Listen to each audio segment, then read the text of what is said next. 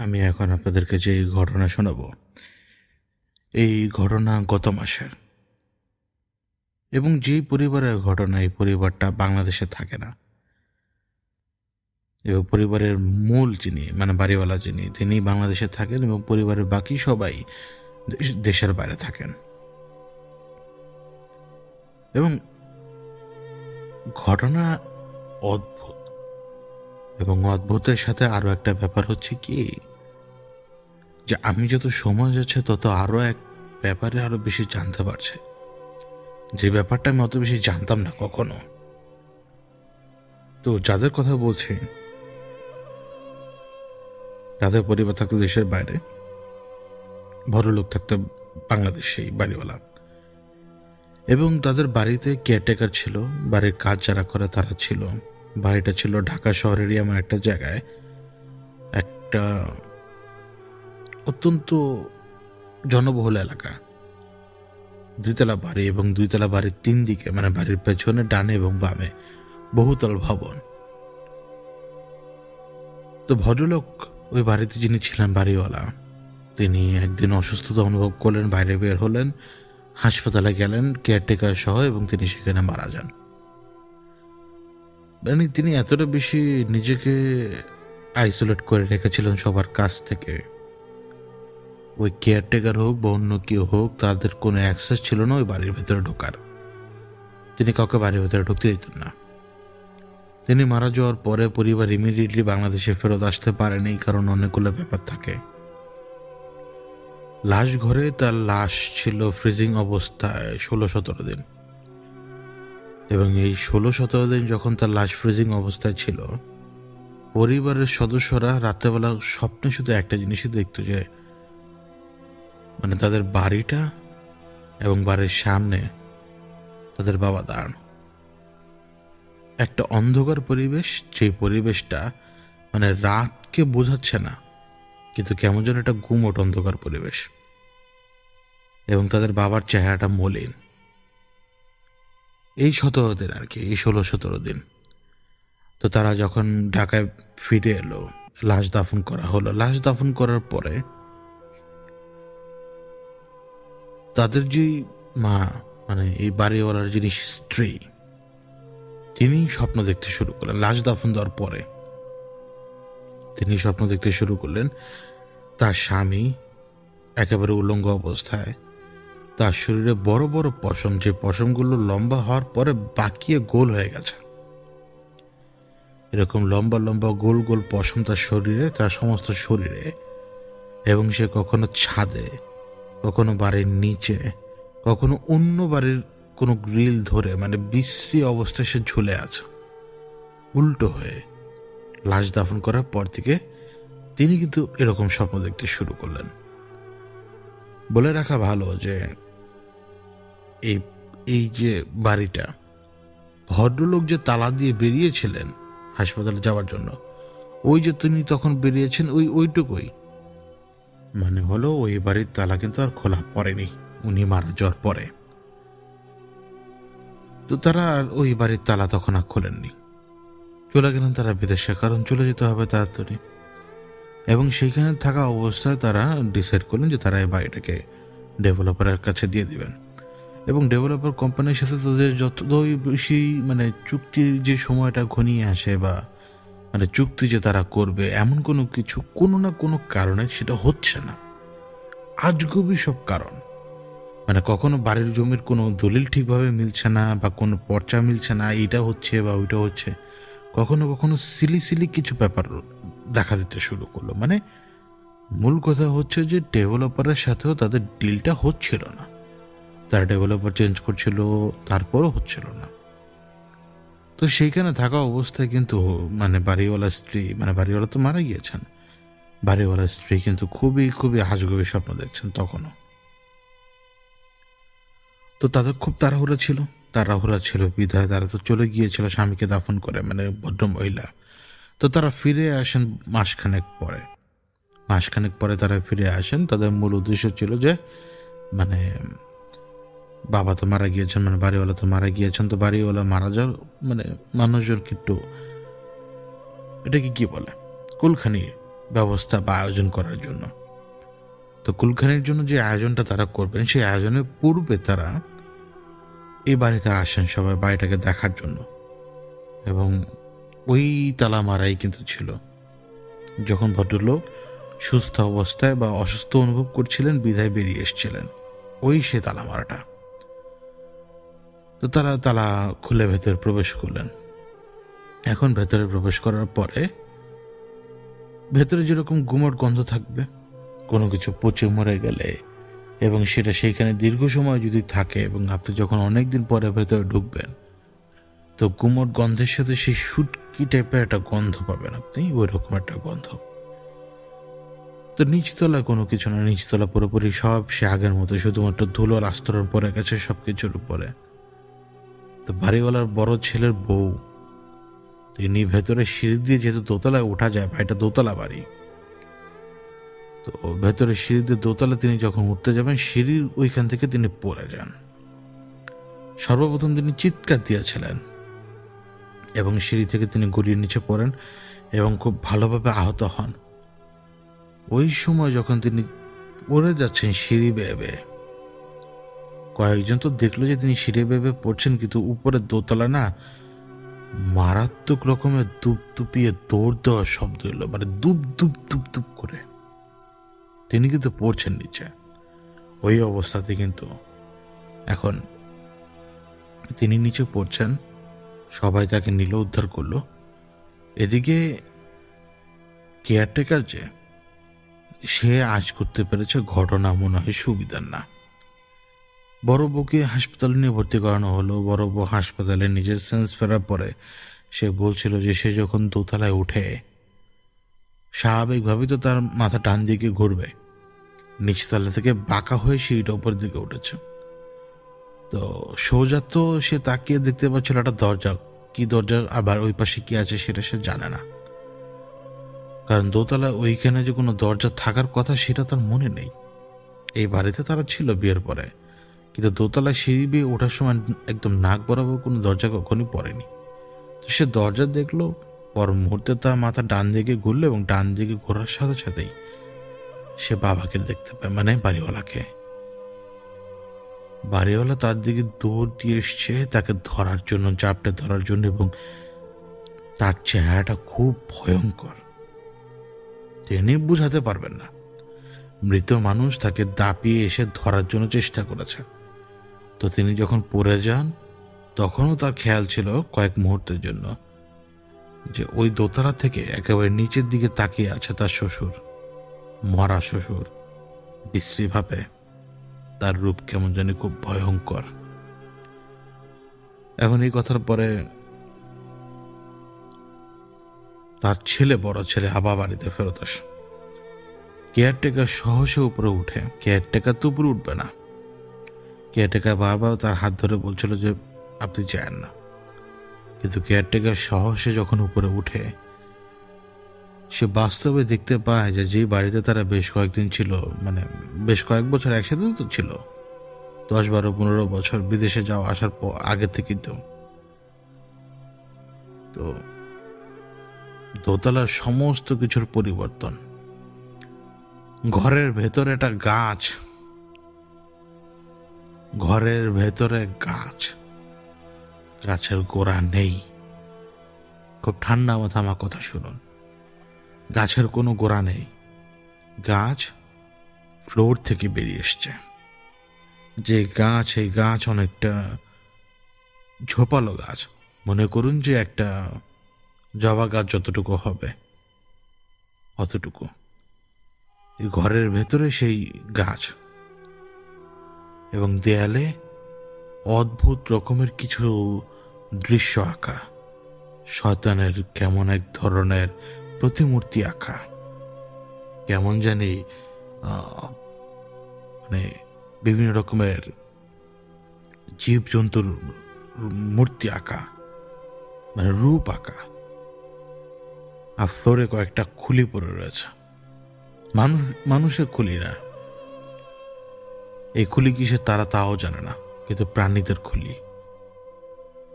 ওই গাছের পেছনে আরো যে জায়গা রয়েছে পুরো বাড়ির, ওইটা দেখার সাহস আর তার কুলায়নি। দুজন নিচে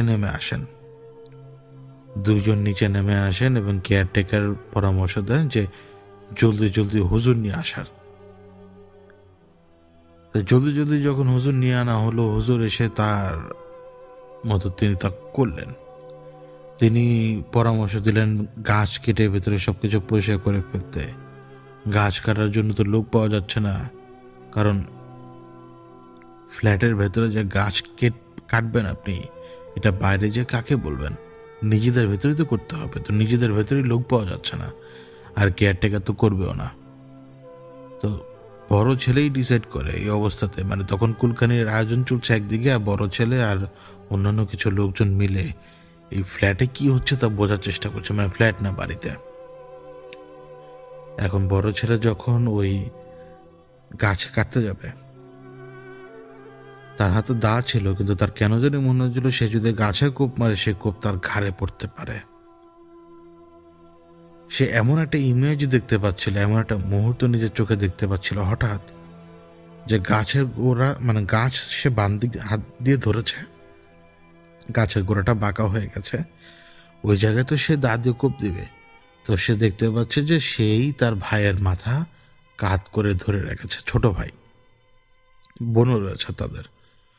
তো ছোট ভাইয়ের মাথা সে কাত করে রেখেছে এবং তার হাতে ওই দা জাতীয় কোনো কিছু কোপ দিবে ওইখানে, ঠিক ঘাড়ের ওইখানে। তো ওই গাছকে এরকম করে যখন সে কোপ দিতে যাবে, এরকম দৃশ্য দেখে সে সরে আসে। সে কেয়ারটেকারকে বলে কাটতে, এবং কেয়ারটেকার অস্বীকৃতি জানায়, সে এটা কখনোই করবে না সেটা বলে। এখন কেয়ারটেকারের সাথে তার বাদানুবাদ হয়, অনেক কিছু হয়, সাথে লোকজন ছিল। যেই লোকটা ট্রাই করলো দ্বিতীয়বার, সে কোপ দিতে যাবে, ঠিক আগ মুহূর্তে সে নিজে থেকেই চিৎকার করে ওঠে। মানে চিৎকার করে ওঠে বলতে, মানে কোনো কিছু সে দেখে যেটা সে বলেনি। সে কাঁপতে থাকে এবং তার ওই কাঁপুনির পরে সে ওই বাড়ি থেকে দ্রুত বেরিয়ে আসে। তার বন্ধু, মানে বাড়িওয়ালার ছেলের অপেক্ষা সে করে নাই আর। এখন কি শুধুমাত্র ওই গাছ, যেটা ওই যে ফ্লোর থেকে বেরিয়ে এসছে, সেই গাছ, খুলি আর দেয়ালের প্রতিকৃতি, এগুলোই না, আরো আছে। বিভিন্ন জায়গা থেকে বিভিন্ন রকমের হাড়গোড় বের হতে শুরু করলো। পুরো ফ্লোরের ভেতরে পেন্টাগ্রাম আঁকা ছিল, পুরো ফ্লোরে। এবং সবচেয়ে অবাক করার বিষয়, এই বাড়িতে 15-16 বছর ছিল, মানে এরা সবাই, এই বাড়ির বয়স আনুমানিক 27-28 বছর। 15-16 বছর সবাই ছিল, এরপরে বাইরে ছিল, আসা যাওয়া চলছিল। এই দীর্ঘ সময় ধরে কিন্তু ওই ভদ্রলোক একাই ছিলেন এই বাড়িতে। তো কখনো তারা, মানে তারা নিজেরা যখন ছিল, তারা কখনোই সিঁড়ি বেয়ে উপরে ওঠার সময় কোনো রুম এখানে ছিলই না কোনো সময়। তাহলে এখন দরজা এলো কোত্থেকে? এটা চিন্তা ভাবনা করে এই বড় ছেলে যখন এই দরজা খুলতে যায়, সে দরজা তো খুললো, এখানে আসলেই কোনো রুম নেই। দরজা কে জানি লাগিয়েছে, একেবারে কপাট থেকে শুরু করে সবকিছু। দরজা খোলার পরে কি দেখেছে জানেন? দেয়ালের উপরেই দরজা লাগানো, এবং ওই যে জায়গাটা দেয়াল, সেইখানে এমন ধরনের রং লাগানো যা দেখলে মনে হয় যে একটা অন্ধকার গলি নেমে গেছে। দরজা খুললে দেখা যাবে যে একটা অন্ধকার গলি, ইলিউশন যেটাকে বলে। তারও প্রথমে মনে হচ্ছিল যে অন্ধকার গলি। তো সে যখন পা আগায়, মানে নামানোর জন্য, তো পায়ের সাথে বাড়ি খায় দেয়ালের। এরপরে ইলিউশনটার ব্যাপারে সে জানতে পারে। এখন এই সমাধান কি? তাদের মতো লোকের পক্ষে এটা সমাধান কি? তারা অন্যান্য জায়গায় যায়, লোকজন আসেন, সমস্যার কোনো সমাধান তারা করতে পারছেন না, এমনকি আইডিয়াও করতে পারছেন না ঘটনা কি হতে পারে। আলপনা অর্থাৎ পেন্টাগ্রামগুলো মোছা হলো, কিন্তু ওই গাছ কাটার সাহস কেউ করে নাই। 2 তলার ভেতরে গাছ, যে গাছ ওই ফ্লোর ফুরে বেরিয়েছে রীতিমতো, কেউ কাটার সাহস করেনি। তো তারা তখনও ওই কথাবার্তার ভেতরে ছিল, কিন্তু একটা সময় তারা ডিসাইড করলো যে ঠিক আছে, মানে ডেভেলপারকে দেব না, আর এমনি তো কোনো হাল হকিকত ভালো না, আমরা তাহলে এক কাজ করে আমরা এটা বিক্রি করে ফেলি।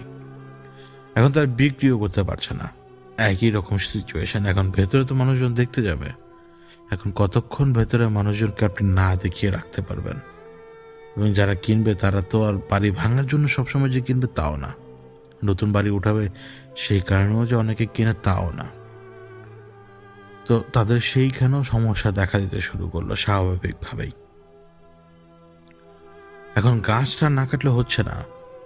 তারা কিন্তু দেয়ালে পেন্টিং করে সমস্ত কিছু ঠিক করেছে, ফ্লোর থেকে পেন্টাগ্রাম মুছে ফেলেছে সব, কিন্তু গাছ। তো তখন ডিসাইড করলো ছোট ছেলে, তাদের ছোট ছেলে ডিসাইড করলো যে সে গাছ কাটবে, এবং সে ওই বাড়িতে ঢুকে গাছ সে কাটতে সমর্থ হয়। আসলে সে গাছ কাটতে সমর্থ হয়, মানে গাছের গোড়াটা কিন্তু অদ্ভুতভাবে ওই ফ্লোর থেকে বেরিয়ে এসছে। তো সে কেটে ফেলে, এবং কেটে নিয়ে সে বাইরে যেয়ে তার ওই বড় ভাইকেও দেখায়, কেয়ারটেকারকেও দেখায়, এবং সে কি খুশি। কিন্তু ওই দিন রাতের বেলা তারা যে জায়গা থাকতো, এই যে পরিবার, এই বাড়িওয়ালার যে পরিবার, তারা যে জায়গায় অবস্থান নিয়েছিল বাইরে থেকে এসে, ঠিক ওই ওই ভবনেরই ছাদ থেকে লাফ দিয়ে পড়ে মারা যায় তার ছোট ভাই। এবং সে যখন ছাদ থেকে লাফ দিয়ে পড়ে, এই সময়টুকু যে সে যে নিচ তলা থেকে উপরের দিকে উঠছিল, তারা সিসিটিভি ক্যামেরায় দেখতে পায় যে সে নিজে উঠছে, তার পেছনে কেউ নেই, কোনো কিছু নেই। অথচ এত স্বাভাবিকভাবে কি একটা মানুষ উপরের দিকে উঠে এসে ছাদের উপর উঠে লাফ দিয়ে নিচে লাফ দিয়ে দিবে, মানে কোনো কারণ ছাড়াই? স্ত্রীর সাথে কোনো মনোমালিন্য হয়নি, কারোর সাথে কোনো সমস্যা নেই, কোনো কিছু নেই, সবকিছু ভালো করে দেখা। কিন্তু তারপরও ওই গাছ কাটার পরে ওই দিন রাতের বেলায় কিন্তু তার মৃত্যু হয় ছাদ থেকে পড়ে। এবং এইটার ইকুয়েশন কিন্তু মা মিলিয়ে ফেলেছেন, মানে ভদ্রলোক যিনি বাড়িওয়ালা ছিলেন, যিনি প্রথমে মারা গিয়েছেন, তার স্ত্রী কিন্তু সব ইকুয়েশন মিলানো শুরু করে দিয়েছেন স্বাভাবিকভাবে, এবং তার ইকুয়েশন মিলতে শুরু করেছে। এখন বড় ছেলে কি করবে? বড় ছেলের কাজ কি? বড় ছেলে যতটুকু করে ততটুকুই তো করবে। সে চেষ্টা করছিল বাড়িটা বিক্রি করা, কিন্তু সেটা তার সমর্থ হচ্ছিল না সে। কিন্তু এখন তার মাথার ভিতরে একটা ব্যাপার এলো যে তার বাবা কি করছে সে সেটা একটু জানতে চাচ্ছিল। এখন কেয়ারটেকার সবসময় একটা কথাই বাবা বলে যাচ্ছে যে স্যার নাকি কোনো কিছু দরকার হলে নিজে এসে বলতেন, এবং আমরা তৈরি হবার পরে কখনো স্যারের কাছে দোতলায় পাঠাতাম না, স্যার নিজে এসে নিচতলা থেকে নিয়ে যেতেন। এটা ছিল আর কি রেগুলার তার রুটিন। ওই ভেতরে কি চলছে না এটা কেউ জানে না। ভেতরে যারা কাজ করার জন্য যেত তাদের উপরে দোতলা যাওয়া সম্পূর্ণ নিষেধ, এবং যারা নিচতলা কাজ করতো তাদেরকে কাজ করার জন্য টাইম ফ্রেম বেঁধে দেওয়া, যেই টাইম ফ্রেমের ভেতরে যদি তারা কাজ না করে বা কাজ করে, যেটাই হোক, এটা আর কি তাদের ব্যাপার। পিতার ব্যাপারে জানার চেষ্টা করতে লাগলো তারা, যে তাদের পিতা এই অবস্থাতে ওই বাড়িতে থাকতো কিভাবে। স্বাভাবিকভাবেই এখন অনেকগুলো প্রশ্ন দাঁড়িয়ে যায় যে তার বাবা কি এমন কোনো কিছুর ভিতরে ইনভলভ ছিল কিনা। কারণ উত্তর দেওয়ার মতো কিন্তু কেউ নেই। আবার ওই যে বললাম, এই বাড়িতে কেউ আসা যাওয়া করতো না, সবকিছু তার বাবাই, তার কথা মতোই। ততক্ষণ পর্যন্ত পরিবার যে জায়গায় থাকতো তারা কোনো কিছু ফেস করেনি, ওই যে স্বপ্নে কিছু জিনিসপত্র দেখা ছাড়া। এবং বাড়িওয়ালা স্ত্রী, মানে যে ছেলে মারা গিয়েছে তার মা, তিনি অদ্ভুত অদ্ভুত স্বপ্ন দেখিয়ে যাচ্ছিলেন। এবং এই অদ্ভুত স্বপ্নগুলোর ভেতরে এমনও ছিল যে তার স্বামী এমন একটা জায়গায় বসে রয়েছে এবং তার সাথে জীব জানোয়ার এসে দুষ্কর্ম করছে, এবং সে তার স্ত্রীর দিকে তাকিয়ে হাসছে। তখন স্বপ্নগুলো সব অদ্ভুত।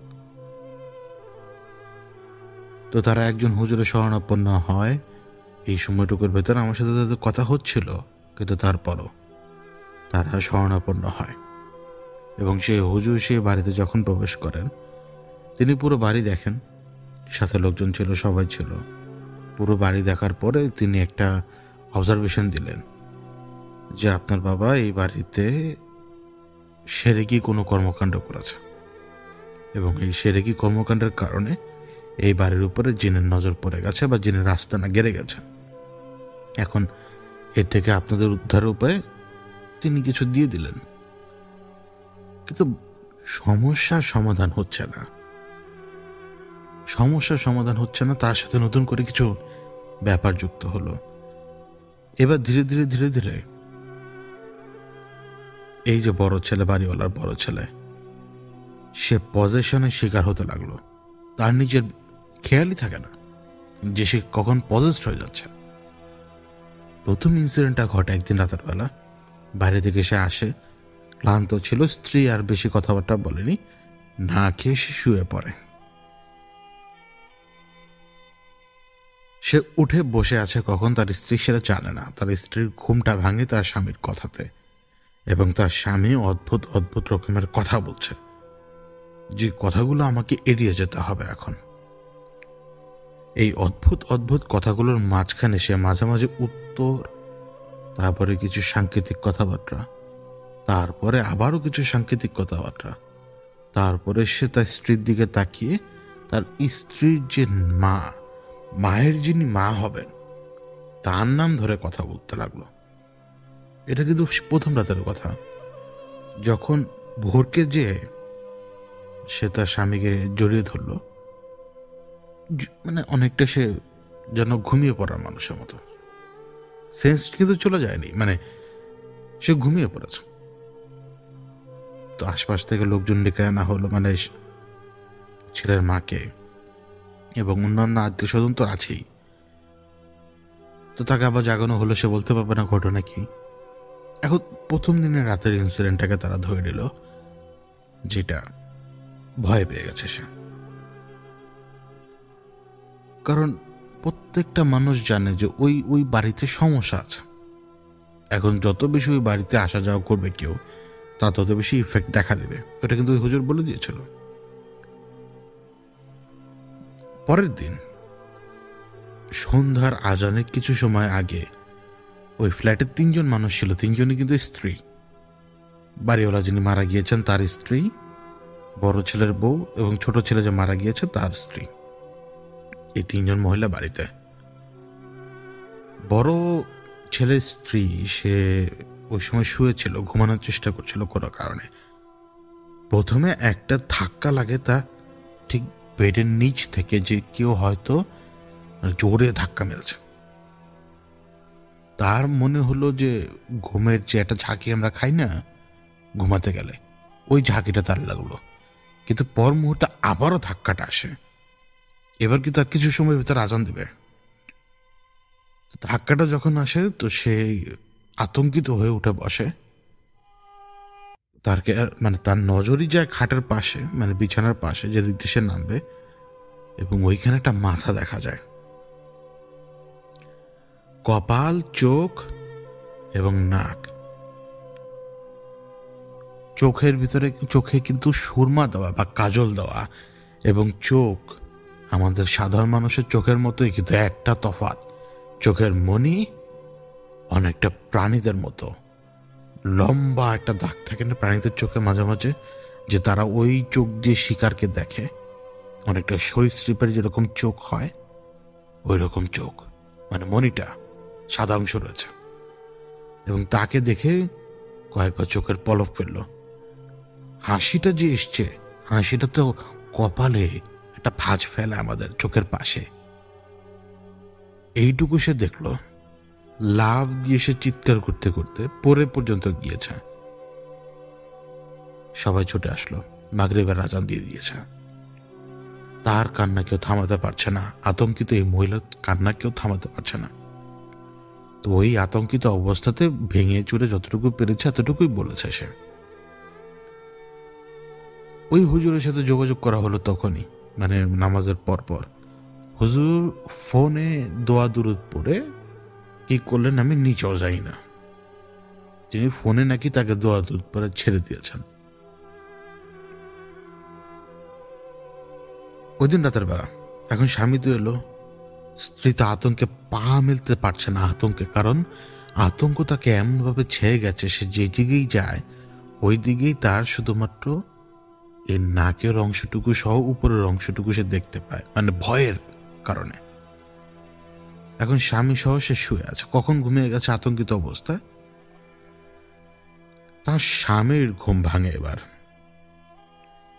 একটা শব্দ হচ্ছে, একটা শব্দ, কোনো সুর কিন্তু সেই সুরটা না মনে হয় দফ দিয়ে তৈরি করা, মানে দফ দফ দফ এরকম।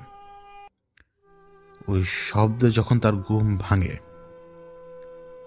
চোখ মিলে সে তো দেখলো তার স্ত্রীকেই, কিন্তু শব্দটা আবার যখন হলো ওই শব্দের উৎসের দিকে এসে তাকালো। তার পায়ের কাছে বসে আছে একজন মহিলা। যে মহিলা বসে আছেন তিনি অস্বাভাবিক রকমের মোটা, কিন্তু তার চোখ দেখা যাচ্ছে। তিনি নেকআপ পরা, শুধু চোখ দেখা যাচ্ছে তার। এমন ভাবে পুরো ফেসে নেকআপ এবং অন্যান্য যে ক্যাপ থাকে এই সমস্ত জিনিস দিয়ে সুন্দর করে ইয়ে করা, এবং তার চোখ জলজল করছে। চোখের জলজলের কারণে সে যে কাজলটা দিয়েছে চোখের পাপড়িতে বা আশপাশে, এটা সম্পূর্ণভাবে দেখা যায়। তার চোখ সেই একই রকম, সাদা অংশটুকু বাদে মনিটা সরীসৃপের মতো, এবং সে ওই শব্দ করছে এবং সে মাথা নাড়াচ্ছে। তার চোখের ধরন বদলাচ্ছে ধীরে ধীরে, প্রত্যেকটা আচরণ শয়তানির মতো। এমন আচরণ যে কখনো সে চোখ এমন ভাবে দেখছে তাকে যে এখনই তাকে ছিঁড়ে খেয়ে ফেলবে, তো কখনো এমন ভাবে তাকে দেখছে যে এখন তাকে একটু খেলাধুলা সে করবে, কখনো তাকে এমন ভাবে দেখছে যে তাকে এখন সে ভয় দেখাতে চায় যে এখনই আমার রূপ আমি তোকে দেখাবো, তো কখনো এমন ভাবে তাকাচ্ছে ওই চোখ দিয়েই যেন এই সমস্ত কিছু তার নিজের ইশারায় হচ্ছে। এই চোখের চাহনি না দেখলে কেউ বুঝতে পারবে না। সে একেবারে ফ্রিজ। বড় ছেলে কোনোভাবে মুভ করতে পারছে না। ওই সময় তার স্ত্রী চিৎকার দিল, কারণ তার এতটুকু মনে আছে বাম দিক থেকে পেরিফেরাল ভিশন এসে দেখতে পায় তার স্ত্রী উঠে বসেছে, আর সামনে যে অদ্ভুত মোটা মহিলা ছিল সে শুধুমাত্র নড়ে এসে তার হাত তার চেহারার উপরে চেপে ধরেছে, মানে এই বড় ছেলের চেহারার উপরে চেপে ধরেছে। তার এটুকুই মনে আছে। বড় ছেলের স্ত্রী সে যখন ঘুম থেকে উঠেছিল, সেও উঠেছিল কিন্তু দপ দপ শব্দেই, ওই দফ দফ এরকম শব্দে। সে উঠেই দেখতে পায় একটা মহিলা বসা, কিন্তু সে দেখতে পায় মহিলা একেবারে ছিমছাম করণের। সে বসে আছে তার স্বামীর পায়ের কাছে, এবং তার চোখ সে একইভাবে জলজল করছে, এবং ওই চোখ এতটা ভয়ঙ্কর দৃষ্টিতে তাকে দেখছে, মানে না ডাইনি না শয়তান না কি তা বুঝার আগে সে চিৎকার দেয়। এবং ওই সময় ওই মহিলা উঠে লাফ দিয়ে তার স্বামীর একদম সামনে চলে আসে। মনে হলো তার স্বামীর পাশে যে জায়গাটা সেই জায়গাটায় সে মিলিয়ে গেছে, মানে জলজান্ত একজন মহিলা সে উঠে এলো, তার স্বামী একদম পাশ দিয়ে সে গেল হিসাবে ওই মহিলা তার স্বামীর পেছনে ততক্ষণে চলে আসবে, কিন্তু তার স্বামীর পাশ যতটুকু জায়গায় এতটুকু পাশের ভেতরে সে গায়েব হয়ে গেছে, একেবারে শূন্যে মিলিয়ে গেছে। কিন্তু আমার মনে হয় সে শূন্যে মিলায়নি, সে সেই স্বামীর ভেতরে চলে গিয়েছিল। কারণ ওই যে বড় ছেলে বলেছিল যে তার চেহারার উপর একটা হাত এসে পড়েছিল, এরপরে তার কোনো কিছু মনে নেই। এখন যখন মহিলা তার ওই পাশে যে মিলিয়ে গেল, তার স্বামী ওই একই সময় তার দিকে ঘুরে তাকালো, এবং যখন তার স্বামী ঘুরে তাকালো, তার স্বামী তার দিকে তাকালো, একটা হাসি দিল, এরপরে জিভ বের করে ফেললো, জিভ বের করে বিশ্রীভাবে ভেঙাতে লাগলো। বেশ, তিনি আর নিতে পারেননি এবং তিনি চিৎকার করতে শুরু করে দেন রাতেবেলা। তখন আবারও একরকমের হুলস্থুল কাণ্ড শুরু হয়। ওই সময় যখন তিনি চিৎকার করছেন আতঙ্কে, তিনি রীতিমতো বিছানা কাঁপাচ্ছেন পা দিয়ে হাত দিয়ে সমানে। পুরো ফ্ল্যাটে লাইট সব জায়গা জ্বলে ওঠার আগ মুহূর্ত পর্যন্ত তুপ তুপ তুপ তুপ তুপ তুপ তোরানের শব্দ। কারণ ওই সময়ে তার মা জেগেছিল, মানে এই বড় ছেলের মা জেগেছিল, কারণ তিনি একটা দুঃস্বপ্ন দেখেছেন ওই একই সময়। তিনি জাগার পরে কিছু সময়ের ভিতরে এই ঘটনাটা ঘটে। প্রথমে তিনি দুপ দুপ দৌড়ানির শব্দ শুনতে পান, তারপরেই তার ছেলের বউয়ের গলা তিনি শুনতে পান, ওই বিকট চিৎকারের শব্দ। তারা বেরিয়ে এলেন। লাইটগুলো জ্বলার আগ পর্যন্ত ওই যে গেট খুলে যে তারা বের হবেন, তাদের ভেতরে একটা আতঙ্ক ছিল যে গেট খুলেই হয়তো তারা ভয়ঙ্কর কোনো কিছু দেখবেন, মানে এক অদৃশ্য আতঙ্ক। লাইট জ্বললো, তারা এলেন। বড় ছেলের বুকে শান্ত করা হলো। বড় ছেলে আশ্চর্যজনকভাবে বসা, মানে একেবারে সজ্ঞানে রয়েছে, কিন্তু সে বসা, মুখে হালকা একটা হাসি। মানে ওই হাসিটাও না, মানে অন্যদিকে তাকিয়ে, কারোর দিকে তাকিয়ে না, ওই হাসির ভেতরে কোনো ভয় নেই, যেন ঘুমন্ত মানুষের মুখটা হালকা একটু খোলা আর হালকা একটু একটু মনে হয় যেন একটু খুশি, সে এইটুকুই, বড় কোনো মুভমেন্ট নাই চেহারার ভেতরে। এবার আমি বলি আপনাদেরকে, ওই ভদ্র মহিলা কি দেখেছেন, মানে যে বড় ছেলের মা, মানে বাড়িওয়ালা যে মারা গিয়েছে তার স্ত্রী, কারণ তিনি এটা আমাকে একাকি বলেছিলেন, এ কথা অন্য কেউ জানে না, কারণ তার সাথে কিছু ঘটনা ঘটছিল ওই দিন রাতেই। ওই দিন রাত একটা বড় রাত ছিল তার জন্য। তিনি 10:15টার দিকে নামাজ কালাম পড়ে তসবিহ হাতে নিয়ে নিজের বিছানায় বসে আছেন, এবং একটা সময় তার কেন জানি মনে হলো, কতক্ষণ চলে গিয়েছে তিনি জানেন না, যে আলোটা আসছে তার ফ্ল্যাটে, ওই আলোটা আসছে পার্শ্ববর্তী এক ফ্ল্যাটের বারান্দা থেকে, তার জানালা বেয়ে সেই আলোটা আসছে। এই আলোয় এই ঘর অনেকটাই আলোকিত। তিনি হেলান দিয়ে জিকির করছিলেন, তসবিহ আর কি। তার স্বামী তাকে ডাক দেয়। আচমকা তিনি কখন যে তার চোখ লেগে আসছে তিনি তা টের পাননি। তার স্বামী তাকে ডাক দিল রাবেয়া বলে। তার স্বামীর ডাকে যখন তিনি চোখ খুললেন, তিনি দেখতে পেলেন তার স্বামী বসা। তার স্বামী এতটা দূরে বসা যে এই ঘরে যতটুকু আলো রয়েছে সেই আলো তো তিনি স্পষ্ট বুঝতে পারছিলেন এটা তার স্বামী। এবং সেখান থেকে সে বলল, রাবেয়া তুমি তসবিহ পড়ো না। তো তিনি তো থেমে গেছেন। থেমে যাবার পরে ভয় পাননি, কোনো কিছু না, তিনি জিজ্ঞেস করলেন, আপনি আসছেন এখানে? তখন ওইখান থেকে হাসির উত্তর আসলো, মানে হাসলো সে, এবং হেসে বলল যে তোমার সাথে কথা বলার জন্য আসলাম রাবেয়া। তিনি যখন জিজ্ঞেস করলেন যে কি কথা বলবেন আপনি, ওইখান থেকে সে ভদ্রলোক তাকে উত্তর দিল, তোমরা সবাই আমাকে ছেড়ে তো চলে গেছ, তোমরা সবাই আমাকে অপছন্দ করতে, সব সময় আমি তোমাদের পেছনে যত টাকা পয়সা লাগে সব দিয়ে গেছি, কখনো ভেবে দেখেছো এই টাকা পয়সা আসছে কোত্থেকে? আজকে এত কিছু তোমাদের কাছে, কিন্তু তোমরা কখনোই আমার পরোয়া পর্যন্ত করোনি, পরোয়া পর্যন্ত করোনি। আমি মরে পর্যন্ত গিয়েছি, তাও তোমাদের আসতে দেরি হলো, আর আমাকে মাটিও পর্যন্ত দিলে অনেক দেরিতে। দেখো আমার পায়ের দিকে তাকিয়ে দেখো, আমার পা পুরোপুরি নষ্ট হয়ে গেছে, হাড় থেকে মাংস খুলে পড়ার মতো অবস্থা, তাকায় দেখো। তার স্বামী তাকে এইভাবে কথা বলছে। তার এক ফোঁটা ভয় লাগছিল না তখন তার স্বামীকে দেখে, কারণ তিনি তার স্বামীর ব্যাপারে আগে থেকে অনেক কিছু জানতেন। তিনি তার স্বামীর ব্যাপারে আগে থেকে অনেক কিছু জানতেন। ঠিক তেমনি তিনি তার স্বামীকে বেশি পছন্দ করতেন না, কারণ তার স্বামী ছিল চরিত্রহীন একজন ব্যক্তি। এই জন্যই তিনি সন্তানদের সাথে দেশের বাইরে থাকতেন। এই লোক ছিল চরিত্রহীন একজন ব্যক্তি। তাকে দেখে ভয় পাওয়ার মতো কোনো কিছু তার স্ত্রীর ভেতরে অন্তত নেই, অন্য কেউ পেতে পারে। তো ওইখানে বসা তার স্বামী তার দিকে হাসলো তাকিয়ে, তারপরে সে তার যে জামাটা সে পরা, ওই জামাটা সরিয়ে তাকে দেখালো যে দেখো ছুরির দাগ, এই যে দেখো গুলির দাগ। তার স্বামীর বুকের কিছুটা উপরের দিকে যে জায়গায় কলার বোন থাকে সেখানে গুলির দাগ রয়েছে। তার স্বামীকে কয়েকবার ছুরিকাঘাত করা হয়েছিল, তারপরে সে বেঁচে গিয়েছিল। সেই সার্জারি করার জায়গাগুলো, সেলাই করার জায়গাগুলো দাগ তখনও তার পেটে ভিজিবল। একটা দুটা দাগ তার বুকেও রয়েছে।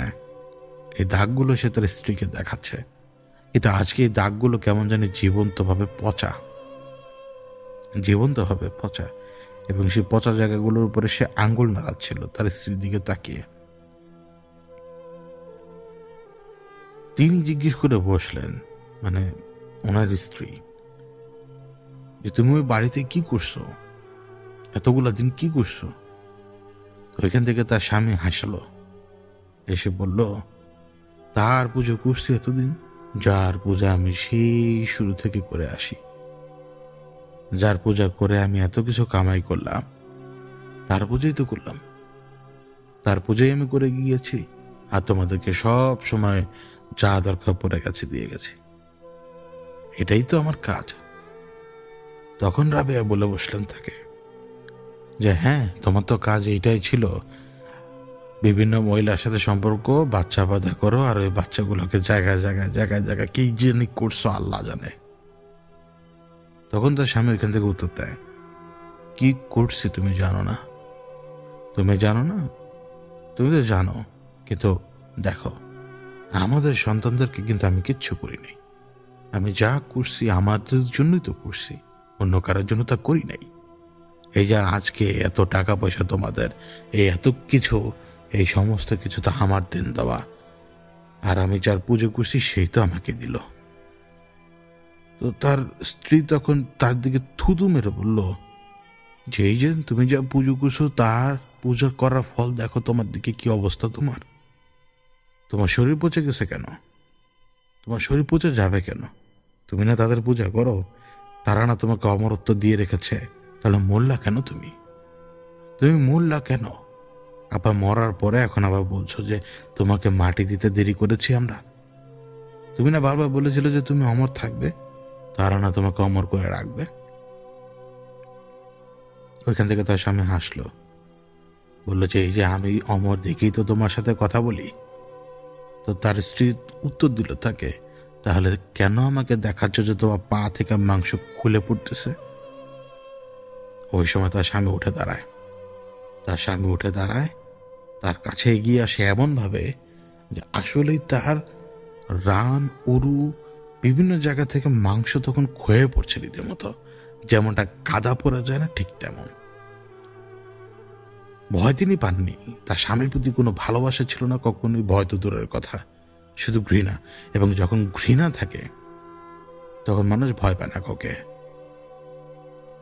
তিনি বললেন, মানে তার মৃত স্বামী তখন তাকে বলছিল, দেখ রাবেয়া, আমার আরো একজন দরকার, একজন তো গেলই, আমার আরো একজন দরকার।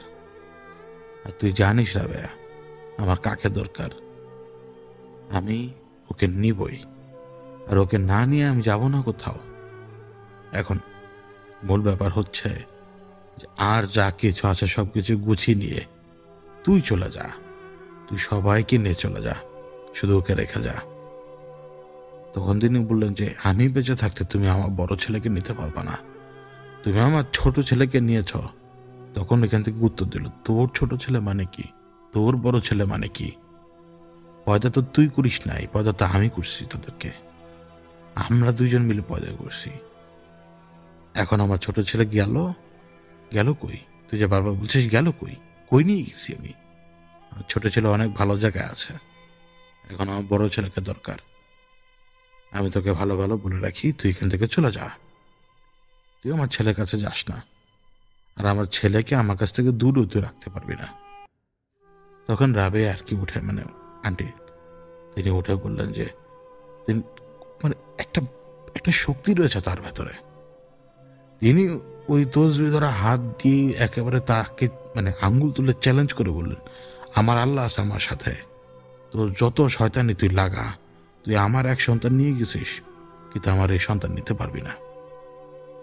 তো তখন তার স্বামী হাসতে শুরু করে, হাসছে, সে রীতিমতো হাসছে, মানে এত হাসি তার, খিলখিলানি হাসি। ওই খিলখিলানি হাসি হাসতে হাসতে কখন তার মুখ থেকে রক্ত পড়ছে, তার গাল থেকে মাংস পড়ে যাচ্ছে, তার চোখ কোটর থেকে প্রায় বেরিয়ে আসছে। এই অবস্থায় পুরো শরীর থেকে বিভিন্ন জায়গা থেকে কাদা মাটির মতো মাংস, এইটা সেটা সবকিছু পড়ে যাচ্ছে নিচে ফ্লোরে, এবং সে নিজেও নিচে পড়ে গেল। রুমের ভেতরে হাসির শব্দ, শুধু হাসির শব্দ, এবং রাবেয়া মানে আন্টি, তিনি একদম চোখ বন্ধ করে রাখলেন। তার ওই সেন্সটা ছিল, তিনি জিকির করতে লাগলেন। আবার ওই জিকির করতে করতে যে কোনো একটা সময় এই যে যত হাসি ঠাট্টা যত কিছু ছিল সবকিছু মিলে গেল ঠিকই, কিন্তু আচমকা দরজাটা কে জানি খুললো এবং সজোরে একটা বাড়ি মারলো দরজায়, মানে দরজাটা সজোরে বন্ধ করা হলো। ওই বিকট একটা বাড়ির শব্দ হয় এবং এই বিকট বাড়ির শব্দটা সবাই শুনতে পায়, কিন্তু কারণ ওই রাতটা বড় ছিল, রাবেয়া আন্টির সাথে কিন্তু ঘটনা ঘটছিল। এটা ছিল শুরুর ঘটনা। যখন ওই যে গেটে বাড়ি খায়, বড় ছেলে জাগনা ছিল, তো বড় ছেলের স্ত্রী তো যে ভয়ে একেবারে তার অবস্থা খুব খারাপ, গেটের শব্দে তার আরও বেশি অবস্থা খারাপ হয়ে যায়, হার্ট অ্যাটাক করার মতো। তো তিনিও জিজ্ঞেস করেছিলেন যে শব্দটা হলো কোথায়। তো রাবেয়া আন্টি রুম থেকে বলছিল যে বাবা আমার গেট চাপানো ছিল, ওই বাতাসের কারণে এরকম শব্দ। আন্টি কিন্তু চেপে গিয়েছিলেন তখন, কিন্তু আন্টি জানতেন না যে রাতেরবেলা ঘটনা ঘটবে। এখন তারা তো সবাই ঘুমিয়ে আছে। জিকির করতে করতে আবার কখন জানি রাবেয়া আন্টির চোখে একদম ঘুম চলে আসে। তার কানে একটা শব্দ আসে, শিশুর কান্নার শব্দ। শব্দটা আসলো যখন তিনি চোখটা খুললেন, তার ওই বেকায়দা শুয়ে থাকার কারণে তার ঘাড় শক্ত হয়ে আসে। যেভাবে আমরা বেকায়দা শুয়ে থাকার পরে ঘুম থেকে ওঠার পরে ঘাড় নাড়াতে খুব কষ্ট হয় আমাদের, ওইভাবে ওই অবস্থাতে তিনি যখন নিজের ঘাড় নাড়াতে পারছেন না, সহজে কষ্ট হচ্ছে, ব্যথা পাচ্ছেন, তো ওই ঘাড় বাঁকা করা অবস্থায় তিনি দেখতে পান আর বিছানার পাশে সেই মহিলা দাঁড়ানো। কোন মহিলা? এই মহিলাকে তিনি চিনেন। এ বজ্জাত মহিলা, এ তো মহিলা না, এ হচ্ছে শয়তান, এ হচ্ছে ডাইনি, এ কি এ তিনি নিজেও জানেন না। এ অদ্ভুত রকমের মোটা, এমন ভাবে নিকাবগুলো পরা এবং চোখে এমন ভাবে কাজল দেওয়া, আর চোখ এমন যা দেখলে রু চমকে যাবে যে কোনো মানুষের। ওই মহিলা সেখানে বসা, অদ্ভুতভাবে মোটা সে মহিলা, তার পেট এমন ভাবে বেরিয়ে আছে যা দেখতে একেবারেই অদ্ভুত লাগে। বাচ্চা কান্নার শব্দ এলো, আশপাশে কোনো বাচ্চা তার আর নজরে পড়েনি, কারণ তিনি তো ঘাড় বাঁকা করে সেই মহিলার দিকে তাকিয়েছেন। মহিলার চোখের ভেতরে এক অদ্ভুত ধরনের শয়তানি। তিনি উঠে দাঁড়ালেন এমন ভাবে যেন তিনি গর্ভবতী একজন নারী। ওই রকম সাপোর্ট নিয়ে তিনি উঠে দাঁড়ালেন এবং ওইভাবেই তিনি ধীরে ধীরে ধীরে ধীরে এগিয়ে এলেন ঠিক তার বিছানা বরাবর। তার হাতে কি জানি চকমক করছে। তিনি পুরো কালো একটা বোরকার মতো পোশাক পরা, তো সেই পোশাকটা তিনি এমনভাবে ফাড়লেন যে তার পেটটা বেরিয়ে এলো তার। ওই মহিলার চেহারা দেখা যায় না, বললাম না, শুধুমাত্র চোখ দেখা যায় এবং ওই চোখই কথা বলে। ওই চোখ রাবেয়া আন্টির সাথে যেন কথা বললো, বুঝালো এখন দেখ বাচ্চা কিভাবে বের করি। সে মহিলা এমন ভাবে নিজেকে হেলান দেওয়ালো ফ্লোরে বসে যে তার তলপেটের অংশটুকু স্পষ্টভাবে দেখা যায়। ওই ছুরিটা দিয়ে প্রথমে সে একটা টান দিল, ওই টানে চামড়া রীতিমতো ছিল। এরপরে সে আরেকটা টান দিল, সেই টানে কি জানি হলো, কি ফুটো হয়েছে বা কি ছেড়েছে তিনি তা জানেন না। ফিনকি দিয়ে পানি আসলো, ফিনকি দিয়ে। এরপরে সে আরেকবার টান দিল ছুরি দিয়ে। ওইবার টান দেওয়ার সাথে সাথেই একটা লিকেজ পাইপকে যদি আপনি টান দেন কোনো স্ক্র্যাচ বা কোনো কিছু দিয়ে, এবং সেখান থেকে যখন পানিটা বেরিয়ে আসবে একেবারে কোনো ধারার মতো নয়, মানে সমানভাবে 3, 4, 5 ইঞ্চি ওয়াইড এরকম একটা স্পেসে পানিটা যেভাবে বেরিয়ে আসবে, ওইভাবে ভেতরে পানি বেরিয়ে আসতে শুরু করে তার। এবং ভেতরে পানি বেরিয়ে আসতে ওই ছেঁড়া জায়গাটা থেকে, পেটের ওই ছেঁড়া জায়গাটা থেকে একটা মাথা দেখা যায়। ওই মাথাটাকে সে টান দিয়ে বের করে নিয়ে আনে পাশে রাখলো। এরপরে সে উঠে বসার চেষ্টা করতে লাগলো। ততক্ষণে সমস্ত পানি, অন্যান্য সমস্ত পানির সাথে নারী নক্ষত্র সবকিছু বেরিয়ে এসছে। সে নিজের কাপড়টা ঠিক করার চেষ্টা করলো, তখন পর্যন্ত নারীটা তার সাথে অ্যাটাচ, এবং সে ওই শিশু সন্তানটাকে তুলে ধরে। তখনও কিন্তু ওই আম্বিলিক্যাল কর্ড যেরকম থাকে ওই কর্ডের সাথে নারীটা কানেক্টেড ওই মহিলার সাথে। ওই মহিলা উল্টো করে ঝুলায় বাচ্চাটাকে তার সামনে। বাচ্চাটা কিন্তু রূপটা অদ্ভুত। টিকটিকিও বলল ঠিক ঠিক, বাচ্চার রূপ কিন্তু অদ্ভুত। কেন অদ্ভুত? কারণ তার মাথায় যে পরিমাণ চুল থাকার কথা তার চেয়ে চুল বেশি, এবং তার মাথায় যেই পরিমাণ আয়তন থাকার কথা তার চেয়ে তার আয়তন অনেক বড়। কেমন জানি অদ্ভুত দেখতে এই বাচ্চাটা। সে বাচ্চাটাকে সে নিচে করে তুলে নিল এবং একেবারে হেঁটে ঠিক ওই জায়গাটায় যে বসলো যে জায়গায় তার স্বামী বসেছিল। কিছুক্ষণ আগে যে জায়গায় বসে তার স্বামী তার সাথে কথা বলেছিল সেই জায়গায় সে যে বসলো এবং সে রাবেয়া আন্টির উদ্দেশ্যে বলল যে, রাবেয়া, আমি তোমার বাচ্চাটাকে নিয়ে যাওয়ার জন্য আসছি এবং আমার ওই বাচ্চা দরকার। অনেক আগে আমি পাই নাই, কিন্তু আমার এখন অনেক বেশি দরকার। তো রাবেয়া, তুমি যত কিছুই করো কোনোভাবে আর তুমি ঠেকাতে পারবে না, বাচ্চা আমি নিয়ে যাব। এই মহিলাকে তিনি অনেকদিন ধরে দেখেন না, আবার তিনি দেখতে শুরু করেছেন। ওই মহিলা তাকে মনে করিয়ে দিল সেই সময়ের কথা।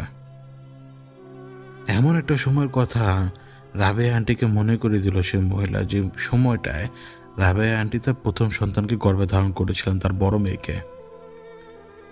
যখন তার বড় মেয়েকে তিনি গর্ভে ধারণ করেছিলেন তখন এই মহিলাকে তিনি প্রত্যেক দিন রাতে দেখতে পেতেন।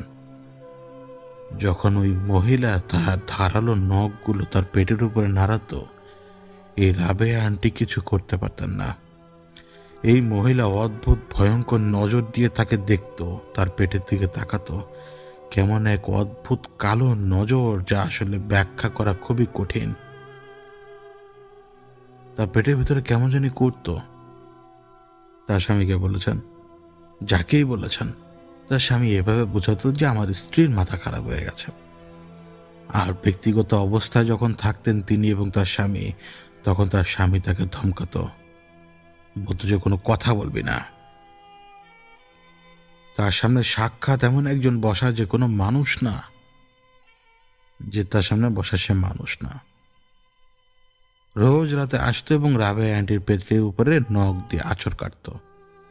একদিন, 2 দিন, 3 দিন, এভাবে হিসাব রাখা আর কি। প্রত্যেকদিন পেটের উপরে এসে দাগ কেটে হিসাবটা মনে করে দিত, যে আজকে এতদিন হলো, কালকে এতদিন হলো, পরশু দিন এতদিন হলো। এবং প্রায় সময় এই মহিলা তার চোখের সামনে বসে তার সামনে বাচ্চাদের কামড়ে কামড়ে খেত। রাবেয়া আন্টির উপর দিয়ে এমন অত্যাচার গিয়েছে যা কল্পনা করার বাইরে। কাউকে বলতে দেওয়া হয়নি, কোনো কিছু করা হয়নি। শেষের দিনগুলোতে এই বিশ্রী দেখতে মহিলা পেট থেকে বাচ্চা বের করে নিয়ে আসতো তার, রীতিমতো প্রত্যেক দিন রাতের বেলা শেষের মাসকে তার পেট থেকে বাচ্চা বের করে নিয়ে আনতো এবং ওই অবস্থায় হাত পা টেনে ছিঁড়ে বুক থেকে কি জানি ছোট্ট দেখতে একটা মাংসপিণ্ড বের করে তার সামনেই চাবাতো এবং তিনি চিৎকার করতেন। আশপাশের মহিলারা যখন চিৎকার টের পেত, তো চিৎকার এমনভাবে টের পেত যেন তিনি ঘুমের ভেতরে করছেন, মানে যেটাকে বলে গোঙানি ব্যথায়। এখন তিনি বারবার বলতেন যে তিনি এমনটা দেখেন, কিন্তু আশপাশের লোকজন তো কেউ দেখে না। কিন্তু একজন মহিলা ছিলেন, দায়ী একজন এক্সপার্ট দায়ী ছিলেন। ওই এক্সপার্ট দায়ী যিনি ছিলেন তার ভেতরে কিন্তু একটা সন্দেহ ঢুকে, যে একটা মানুষ বারবার বলে যাচ্ছে তা তো ভুল হতে পারে না। তিনি তখন একজনের কাছ থেকে একটা তাবিজ নিয়ে আসেন। ওই তাবিজটা আন্টির কাছে দিয়ে দেন, রাবেয়া আন্টির কাছে ওই তাবিজটা রাখার জন্য। এবং প্রথমবার ওই তাবিজটা যখন তিনি তার নিজের কাছে রাখেন, ওই দিন রাতেরবেলা সেই মহিলা আসেনি এতগুলো দিনের ভিতরে। পরের দিন তিনি তো সেই দাইমাকে বললেন এই ঘটনা। দাইমাও আশ্বস্ত হলেন যে না, এবার তাহলে কোনো বিপদ আপদ হবে না ওর, তার মানে আসলেই ওকে ক্ষতি করার চেষ্টা করছে কেউ। কিন্তু পরের দিন রাতের বেলা, মানে যেই রাতে সে আসেনি তার পরের রাতে সে ঘুমিয়ে আছে। এবং হাসির শব্দ। তার চোখ খুলল। তার স্বামী এবং সেই মহিলা হাসি ঠাট্টা করছে। সেই মহিলা হাসি ঠাট্টা করছে ওই যে ঘর, সেই ঘরের সিলিং এ বসে। তার স্বামীর নিচে বসে তার দিকে তাকিয়ে হাসছে এবং দুইজনই একই সাথে রাবেয়া আন্টির দিকে তাকায়। এবং রাবেয়া আন্টির দিকে তাকিয়ে যখন দুজনই হাসছে, ওই সিলিং এ বসে থাকা মহিলা রাবেয়া আন্টিকে দেখালো সেই তাবিজটা। এখন রাবেয়া আন্টি তো খেয়াল করতে পারছেন না যে তাবিজ তার গলা আছে কিনা। ভয়ে আড়ষ্ট হয়ে যাওয়া এই আন্টি তখন শুধু তাকিয়ে দেখছিলেন যে তার স্বামী হাসছে আর সেই পিস্টি দেখতে মহিলা হাসছে। কখন যে তার গলা থেকে তার তাবিজ খুলে নিয়ে গিয়েছিল তার স্বামী, তা তিনি জানতেনও না। এবং সেই থেকে তিনি প্রায় অনেক দিন, যতক্ষণ পর্যন্ত তিনি তার সন্তানদেরকে বাঁচিয়ে রাখার আপ্রাণ চেষ্টা করে গেছেন, ঠিক ততদিনই তিনি এই মহিলাকে দেখেছেন। জীবনের এত দীর্ঘ সময় তিনি এই মহিলাকে দেখেছেন যে এখন আর তার ভেতরে কোনো ভয় কাজ করে না। সে ওইখানেই বসা তার চোখের সামনে এবং তার দিকে তাকিয়ে হঠাৎ উঠে দাঁড়ালো এবং হাসলো। হেসে সে ঘর থেকে বেরিয়ে গেল এবং ঘর থেকে বেরিয়ে যাওয়ার পরেই কিছুক্ষণের ভেতরে ওই বড় ছেলে এবং তার বউয়ের ওই ঘটনাটা ঘটলো তখন, যেটা আমি বলে আসলাম মাত্র। এই কথাগুলো আমাকে পার্সোনাল লেভেলে আন্টি পরে জানায়। মানে আমি ওই বাসায় ঢুকেই এবং পরে যখন আমি তাদেরকে আমার সলিউশনটা তাদেরকে দেওয়ার পরে আন্টি ব্যক্তিগতভাবে আমাকে জানান যে তার স্বামী কতটা খারাপ। এবার সেই দিন, যেদিন আমি ওই বাসার সামনে, রাতের বেলা নয়, দিনের বেলা, আমি গেট খুলে ভেতরে প্রবেশ করি। ওই গেটটা নিচতলায় লাগানো, তালাবদ্ধ। ওইখানেই বাইরে কেয়ারটেকার ছিল, একদম গেটের বাইরে দাঁড়ানো। আমি তাকে বলেছিলাম যে শুধু শুধু দাঁড়িয়ে থেকে লাভ নেই। আমি তালা খুলে ভেতরে ঢুকলাম। এই স্বাভাবিকভাবে বন্দি বাড়িঘর যেরকম হবে ভেতরে, ওই একই রকম অবস্থা। কিন্তু তিন দিকে তো বিশাল বড় ভবন, যতটুকু আলোর সোর্স, ভেতরে লাইট না জ্বালানো অবস্থায় আমার পেছনের দিক থেকে যা আসছে তাই। এবং আমার সামনে একটু কৌণিক দূরত্বে, মানে আমার নাক বরাবর থেকে একটু ডান দিকে হালকা বাঁকানো দূরত্বে আমি একটা জানালা দেখলাম, ছোট এক পাশ আর কি দেখলাম। এবং আরেকটা রুম মনে হয় আমি দেখলাম, যে রুমের কোনো না কোনো গ্লাস থেকে বা কোনো কিছু থেকে আলোর একটা রিফ্লেকশন আসছে তখন, কিন্তু অন্ধকার। এই দিনের বেলাও আমার মনে হচ্ছে এখানে কে জানি দাঁড়ানো। আমি কিন্তু গেট খুলে মাত্র ভেতরে ঢুকেছি, দেখতে পাচ্ছি ওইখানে কে জানি দাঁড়ানো। একেবারে শক্ত একটা অনুভূতি, গায়ে হালকা কাটা দিল। কে জানি সরে গেল, যে জানাটা প্রায় আমি একটু দেখতে পাচ্ছিলাম এক পাশ, সে যে সেখান থেকে সরে গেছে, ওই জানালার ওই আলোতে আমি তা বুঝতে পারলাম। সে সরে ডান দিকে গেছে, যে দরজা বা যে রুম থেকে কিন্তু আলোর একটা রিফ্লেকশন আসছে কোনো কিছুর সাথে ধাক্কা খেয়ে। এই নিচতলা চারপাশ কেমন জানি। আমার সামনে সিঁড়িটা, বেশি দূরে না, কাছে আর কি। এই সিঁড়িটা দেয়াল ঘেঁষে উপরের দিকে উঠে গেছে বাঁকা হয়ে। এখন আমার পুরো নজর হচ্ছে যে ওই রুমটার দিকে, যেই রুমের ভেতরে আমি তাকে ঢুকতে দেখলাম। আমি ওইখানে তখনও একদম দাঁড়ানো, চোখ বন্ধ করিনি ইচ্ছা করে। আমি দেখার চেষ্টা করছিলাম। কিছু সময় পর্যন্ত কোনো মুভমেন্ট হয় নাই। আমি একটু সামনের দিকে আগালাম 2-3 কদম, এবং এই 2-3 কদম সামনের দিকে আগানোর পরে আমার কেন জানি মনে হলো যে উপরের ফ্লোর থেকে কে জানি আমাকে দেখছে। ওইখানে আমি যখন দাঁড়ানো, উপরের ফ্লোর থেকে আমার দিকে কে জানি তাকিয়ে আছে। একটা চেহারা যা আমি দেখতে পাচ্ছি এইখানে দাঁড়ানো অবস্থায়। ওই উপরতলা ফ্লোরে আমি কিভাবে জানি দেখতে পাচ্ছি, এদেরকে বোঝাতে পারবো না আপনাদের। এমনভাবে ফ্লোরে নিজের কপাল বা চোখের অংশটা এমনভাবে লেপ্টে রেখেছে ওই উপরে ফ্লোরে এসে ওইভাবে ফ্লোরের নিচে কপাল আর চোখ লেপ্টে রেখে আমার দিকে তাকিয়ে আছে। চেহারাটা অদ্ভুত।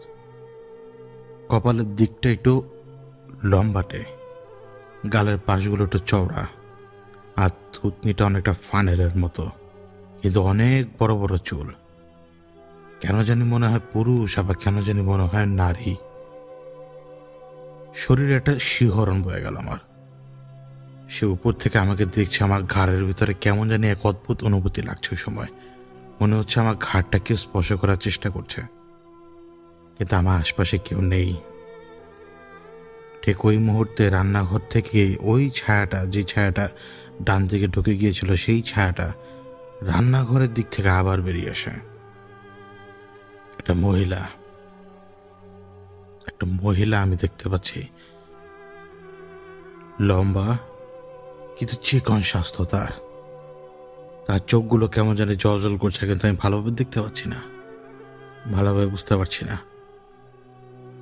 সে ওই জায়গাটা পার হয়ে আবার ডান দিকের ঘরে যে ঢুকে, ওই ডান দিকের ঘরে ঢোকার পরে একটা অদ্ভুত কান্নার শব্দ আসে। অদ্ভুত কান্নার শব্দ, যে শব্দটা আমি শোনার পরে আমার কেন জানি মনে হলো এই কান্নার শব্দটা আমার চেনা জানা। এই অন্ধকারের ভেতরে আমি দেখতে পাচ্ছিলাম কিভাবে জানি ওই রান্নাঘরের ফ্লোর থেকে কেমন জানি তেল চিটচিটা টাইপের একটা লিকুইড ধীরে ধীরে বেরিয়ে আসছে। মানে ওইখানে পড়ে গিয়েছে এবং সেটা গড়িয়ে গড়িয়ে এদিক দিয়ে আসছে, আমার সামনের দিকে আসছে ধীরে ধীরে। এবং সেই লিকুইডের উপরে ছাপ, পায়ের ছাপ পড়ছে। যে পায়ের ছাপটা পড়তে পড়তে আমার সামনে ওই সিঁড়ির উপরে উঠলো, সেই সিঁড়ি বেয়ে উপরের দিকে চলে গেল। এই যে লিকুইডের উপরে পায়া দেওয়ার পরেই সেই পায়ের ছাপ পড়েছে। মানে যতগুলো জায়গা সে পা, সেইখানে সেই লিকুইডের অস্তিত্ব। এটা কিন্তু ভর দুপুরবেলা, কিন্তু ভেতরে অন্ধকার একদম। আমার পেছনে যতটুকু আলো, এই আলো শুধুমাত্র সিঁড়ি পর্যন্ত আলোকিত করেছে, এবং এই সিঁড়ি পর্যন্ত যতটুকু আলো, অবাক হয়ে ভাবতে যে এই আলোর ভেতরে সে হেঁটে উপরে গেল কিভাবে, কিন্তু আমি তাকে দেখিনি। আমি আরো কিছু সময় অপেক্ষা করলাম, কারণ না বুঝে দোতলায় ওঠা ঠিক হবে না। যত কিছু হোক, এই জায়গাটা আমার কাছে আননোন টেরিটরি। এই টেরিটরির ব্যাপারে সবার আগে চিন্তা ভাবনা করে তারপরে প্রত্যেকটা স্টেপ নিতে হবে। আর আমি এখনো জানি না এ বাড়িতে কয়জন। আমি একেবারে কোনো কারণ ছাড়া দুপুরবেলা চলে এসেছি। আমি কিছু সময় যাওয়ার পরে ওই সিঁড়ির কাছে গেলাম। এক মুহূর্তের জন্য মন চাচ্ছিল না উপরে উঠতে, এক মুহূর্তের জন্য না। কিন্তু আমি এইটাও টের পাচ্ছিলাম যে এখন আমার পেছনের দিকটা, ঠিক যেই দিক থেকে আমি কিছু দূর হেঁটে সিঁড়ির কাছে আসলাম, ওই যে জায়গায় আমি দাঁড়িয়েছিলাম, এই যে ডিস্টেন্স, এই ডিস্টেন্সটা 6-7 ফিটের। আমার কেন জানি মনে হলো আমার থেকে আমার পেছনে 6-7 ফিট দূরে ওই দোতলায় সে বসে আছে এবং অপেক্ষা করছে আমার জন্য। কেউ তো সেখানে বসা। আমি সিঁড়িতে পা দিলাম, আগে উপরের দিকে তাকালাম। ওই যে দরজার মতো যে জায়গাটা, ওই জায়গাটা তখন ওইখানে। কেন জানি মনে হলো খোলা, মানে দরজাটা খোলা। কারণ দুইটা ভাগ দেখা যায়, দরজার ভেতরে যেরকম দেখা যাবে দরজা খুললে, দরজা একপাশে থাকলে ওইরকম। এবং সে অন্ধকার জায়গাটা কেন জানি মনে হচ্ছে একটা সুড়ঙ্গ বা একটা ডোরওয়ে। ওই দরজাটা ওইখানে থাকার কথাই না। এবং এমন ভাবে রং করা যেন ওইটা একটা জায়গা, ওটা একটা স্পেস, কিন্তু এটা একটা ওয়াল। কিন্তু যখন আপনি সিঁড়ি বেয়ে উপরে উঠবেন, মনে হবে ওইটা একটা গলি, ওইটা একটা সিঁড়ি। মানে আপনি দরজা খুলে ভেতরে ঢুকতে হবে, ওই জায়গাটা স্পেস রয়েছে। ওইটা আমার নজর আসা মাত্রই আমার মাথার মধ্যে সুড়ঙ্গ আসলো সবার আগে, মানে যাতায়াত করার পথ। এটা তাহলে ওই যাতায়াত করার পথ ওই জিনিসের। আমরা যখন এইভাবে ডুপ্লেক্স বাড়িতে উঠবো নিচ থেকে উপরে দোতলায়, তখন স্বাভাবিকভাবে কিন্তু আমাদের মাথার ডান দিকে কাত হবে, যেহেতু সিঁড়ি বাম দিকে আমাদের। আমি উঠতে উঠতে ডান দিকেই তাকাই আগে। যে রেলিংটা ছিল, রেলিং এর অপোজিট পাশে অন্ধকার। পর্দাগুলো এমন ভাবে টাঙানো যে, আর এই পর্দাগুলো কোন রঙের আমি জানি না, মানে আলো ভেতরে আসার উপায় নেই। এবং এত ঠান্ডা ওই জায়গাটা, এবং এই নিচতলা থাকাকালীন অবস্থায় রাস্তার কিছু শব্দ আমার কানে এলেও, এখন যখন এই যে হালকা একটু স্পেস উপরের দিকে উঠলাম, এই যে কমপ্লিট সাইলেন্স চারপাশে, আমি কিচ্ছু শুনতে পাচ্ছি না, বাইরের শব্দ শুধুমাত্র ঠান্ডা, আর কোনো কিচ্ছু না। এই ঠান্ডা অবস্থাটা থেকে যখন উপরের দিকে উঠলাম, মনে হলো ঠান্ডা যে অবস্থা, এটা এটা আবার গায়েব হয়ে গেছে এখান থেকে। কে জানি সবকিছু টেনে নিয়ে গেছে। এবং আমি ওই জায়গাটার দিকেই তাকালাম, কেন জানি মনে হলো এই ফ্লোরের এমন একটা জায়গা আমার নজর গেল, যে জায়গা থেকে মনে হচ্ছিল কেউ আমাকে দেখছিল বসে, অথচ এখন সে সেখানে নেই। আমার বাম দিকে কিন্তু এখন সে দরজাটা ক্যাচ করে শব্দ করে একটু মুভ করলো। আমি দেয়ালে একটা মুভমেন্ট টের পেলাম, মানে দেয়ালের ভেতরে কোনো কিছু নড়ে চড়ে গেল বা সরে গেল। একটা মেয়ে যদি দৌড় দেয় না হাসতে হাসতে, যেমনটা হবে ঠিক একটা মেয়ে আমার সামনেই, ওই দোতলার ওই যে বড় স্পেসটা, ওই বড় স্পেসের আশপাশে কয়টা রুম সেটা তো আমি জানি না, একটা রুমের দরজা খুলে বের হয়ে আমার সামনের দিক দিয়ে অপোজিটে ডান দিকের কোণা বরাবর কোন জায়গা জানি চলে গেল। মেয়েটার চুল পর্যন্ত আমি আবছা দেখতে পেয়েছিলাম। মুখে হাত চেপে হাসতে হাসতে চলে গেছে। আমার চোখের সামনে একেবারে একদম অন্ধকার, মানে দিনে আলোকে ঢেকে রাখার মতো অন্ধকার। আমি শুনেছিলাম যে এইখানে ফ্লোরে পেন্টাগ্রাম ছিল, আমি শুনেছিলাম এখানে ফ্লোরে আনপনা ছিল, বিভিন্ন কিছু, কিন্তু কেন জানি মন বলছিল যে এখানে আর একটা মুহূর্ত না থাকাই ভালো। আননোন টেরিটরি, যেন এটা একটা বাঘের খামার। এখানকার যে বাঘ, তারা এখন চারপাশে বিচরণ করছে। এটা এখন তাদের মানে রাজত্বের জায়গা, এবং বাঘের রাজত্বে কিন্তু প্রয়োজন পড়ে সিংহের, কারণ আলটিমেটলি সিংহ হচ্ছে রাজা। তা আমি আস্তে করে বললাম যে ঠিক আছে, আমি সিংহ নিয়ে আসবো রাতের বেলা। আমি নিচে নামলাম, নিচে শুধুমাত্র কয়েকটা ধাপ পেরিয়েছি, কি জানি ছুঁড়ে মারলো, মানে এমন ভাবেই ছুঁড়ে মেরেছে, মানে আমার মাথাটা ততক্ষণে ফ্লোরের নিচের দিকে চলে গেছে, ওইটা সিঁড়ির ওইখানে এসে পড়লো। মানে আমি যদি দাঁড়িয়ে থাকতাম একটা দুইটা স্টেপ উপরে, আমার মাথা টার্গেট করে মেরেছিল। এবং যখন ওই জিনিসটা পড়লো, বললাম না যে কোনো মানুষ আচমকা শব্দ হলে লাফিয়ে উঠবে, আমি লাফিয়ে উঠেছিলাম। লাফিয়ে উঠে উপরে তাকিয়েছিলাম, মানে সেই জিনিসটা গড়িয়ে আমার পা দিয়ে পড়ে গেছে, আমি খেয়াল করিনি, কিন্তু শব্দটা হয়েছিল বিকট। তো হার্টবিট বেড়ে গিয়েছিল, কিন্তু ওই সময় আমি দেখতে পাচ্ছিলাম যে দরজাটা সমানে বাড়ি মারছে, সেই জায়গাটায় সমানে বাড়ি মারছে, বন্ধ হয় খুলে, বন্ধ হয় খুলে।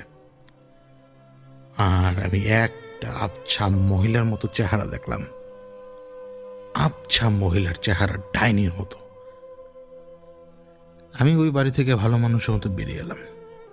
পেছনে কিন্তু ধূপধাপ শব্দ হচ্ছিল, তখন ধূপধাপ হচ্ছিল, এবং আমার অন্তরের চোখ দেখতে পাচ্ছিল যে মানে ওই সিঁড়ি বেঁকে জানি দৌড়ে আসছে আমাকে মারার জন্য। তার হাতে ভয়ঙ্কর কিছু, সেটা দা হতে পারে, রামদা হতে পারে, বটি, যে কোনো কিছু। আমি ওই বাড়ি থেকে বের হয়ে আমি বগামাঝির সাথে দেখা করে চলে যাই, কারণ আমার অন্য কোনো কাজ ছিল না আসলে। তো বগামাঝির সাথে দেখা করার পরে ওই সময় কাটাতে কাটাতে ততক্ষণে 8টা বেজে যায়।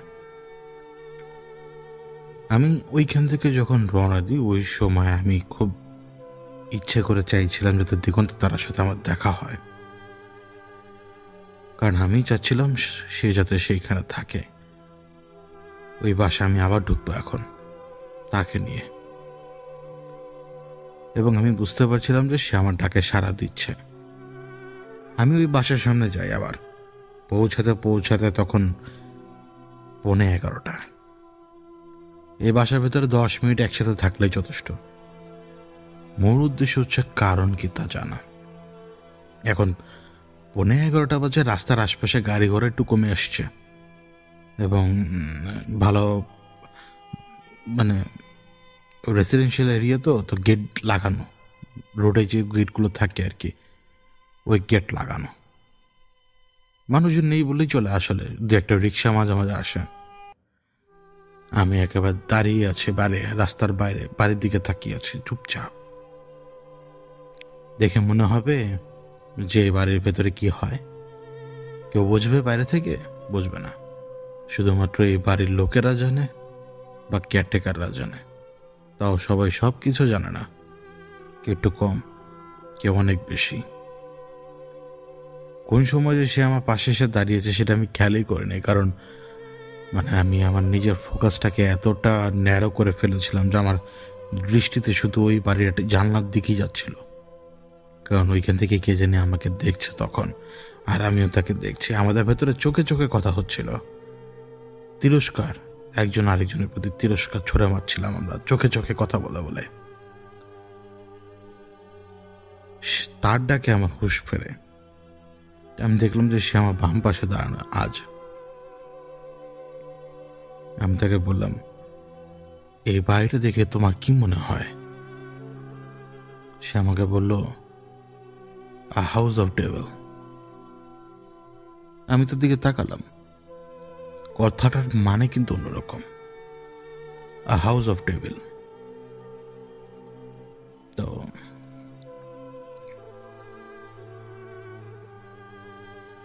ভেতরে আমরা প্রবেশ করলাম। ভেতরে প্রবেশ করার পরে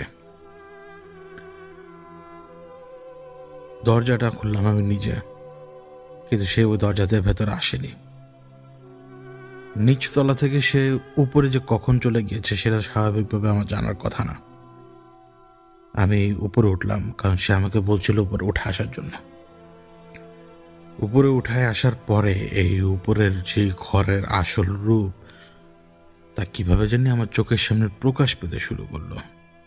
বিশেষ করে দেয়ালগুলোকে রং করে ঢেকে দেওয়া হয়েছিল সবকিছু, কিন্তু দিগন্তের তারা আমার সামনে উন্মোচন করে দিয়েছিল এই দেয়ালগুলোর ভেতরে কি রয়েছে। বলেছিলাম যে ওই যে কালো অন্ধকার জায়গাটা, যেটা একটা গেট, কিন্তু ওইটা কিন্তু ওয়াল, ওই গেটটা ওয়ালেই লাগে। গেটটা খুললে ওয়াল দেখা যাবে। এই জায়গাটা আসলে একটা রাস্তা, আমাদের জন্য না, তাদের জন্য।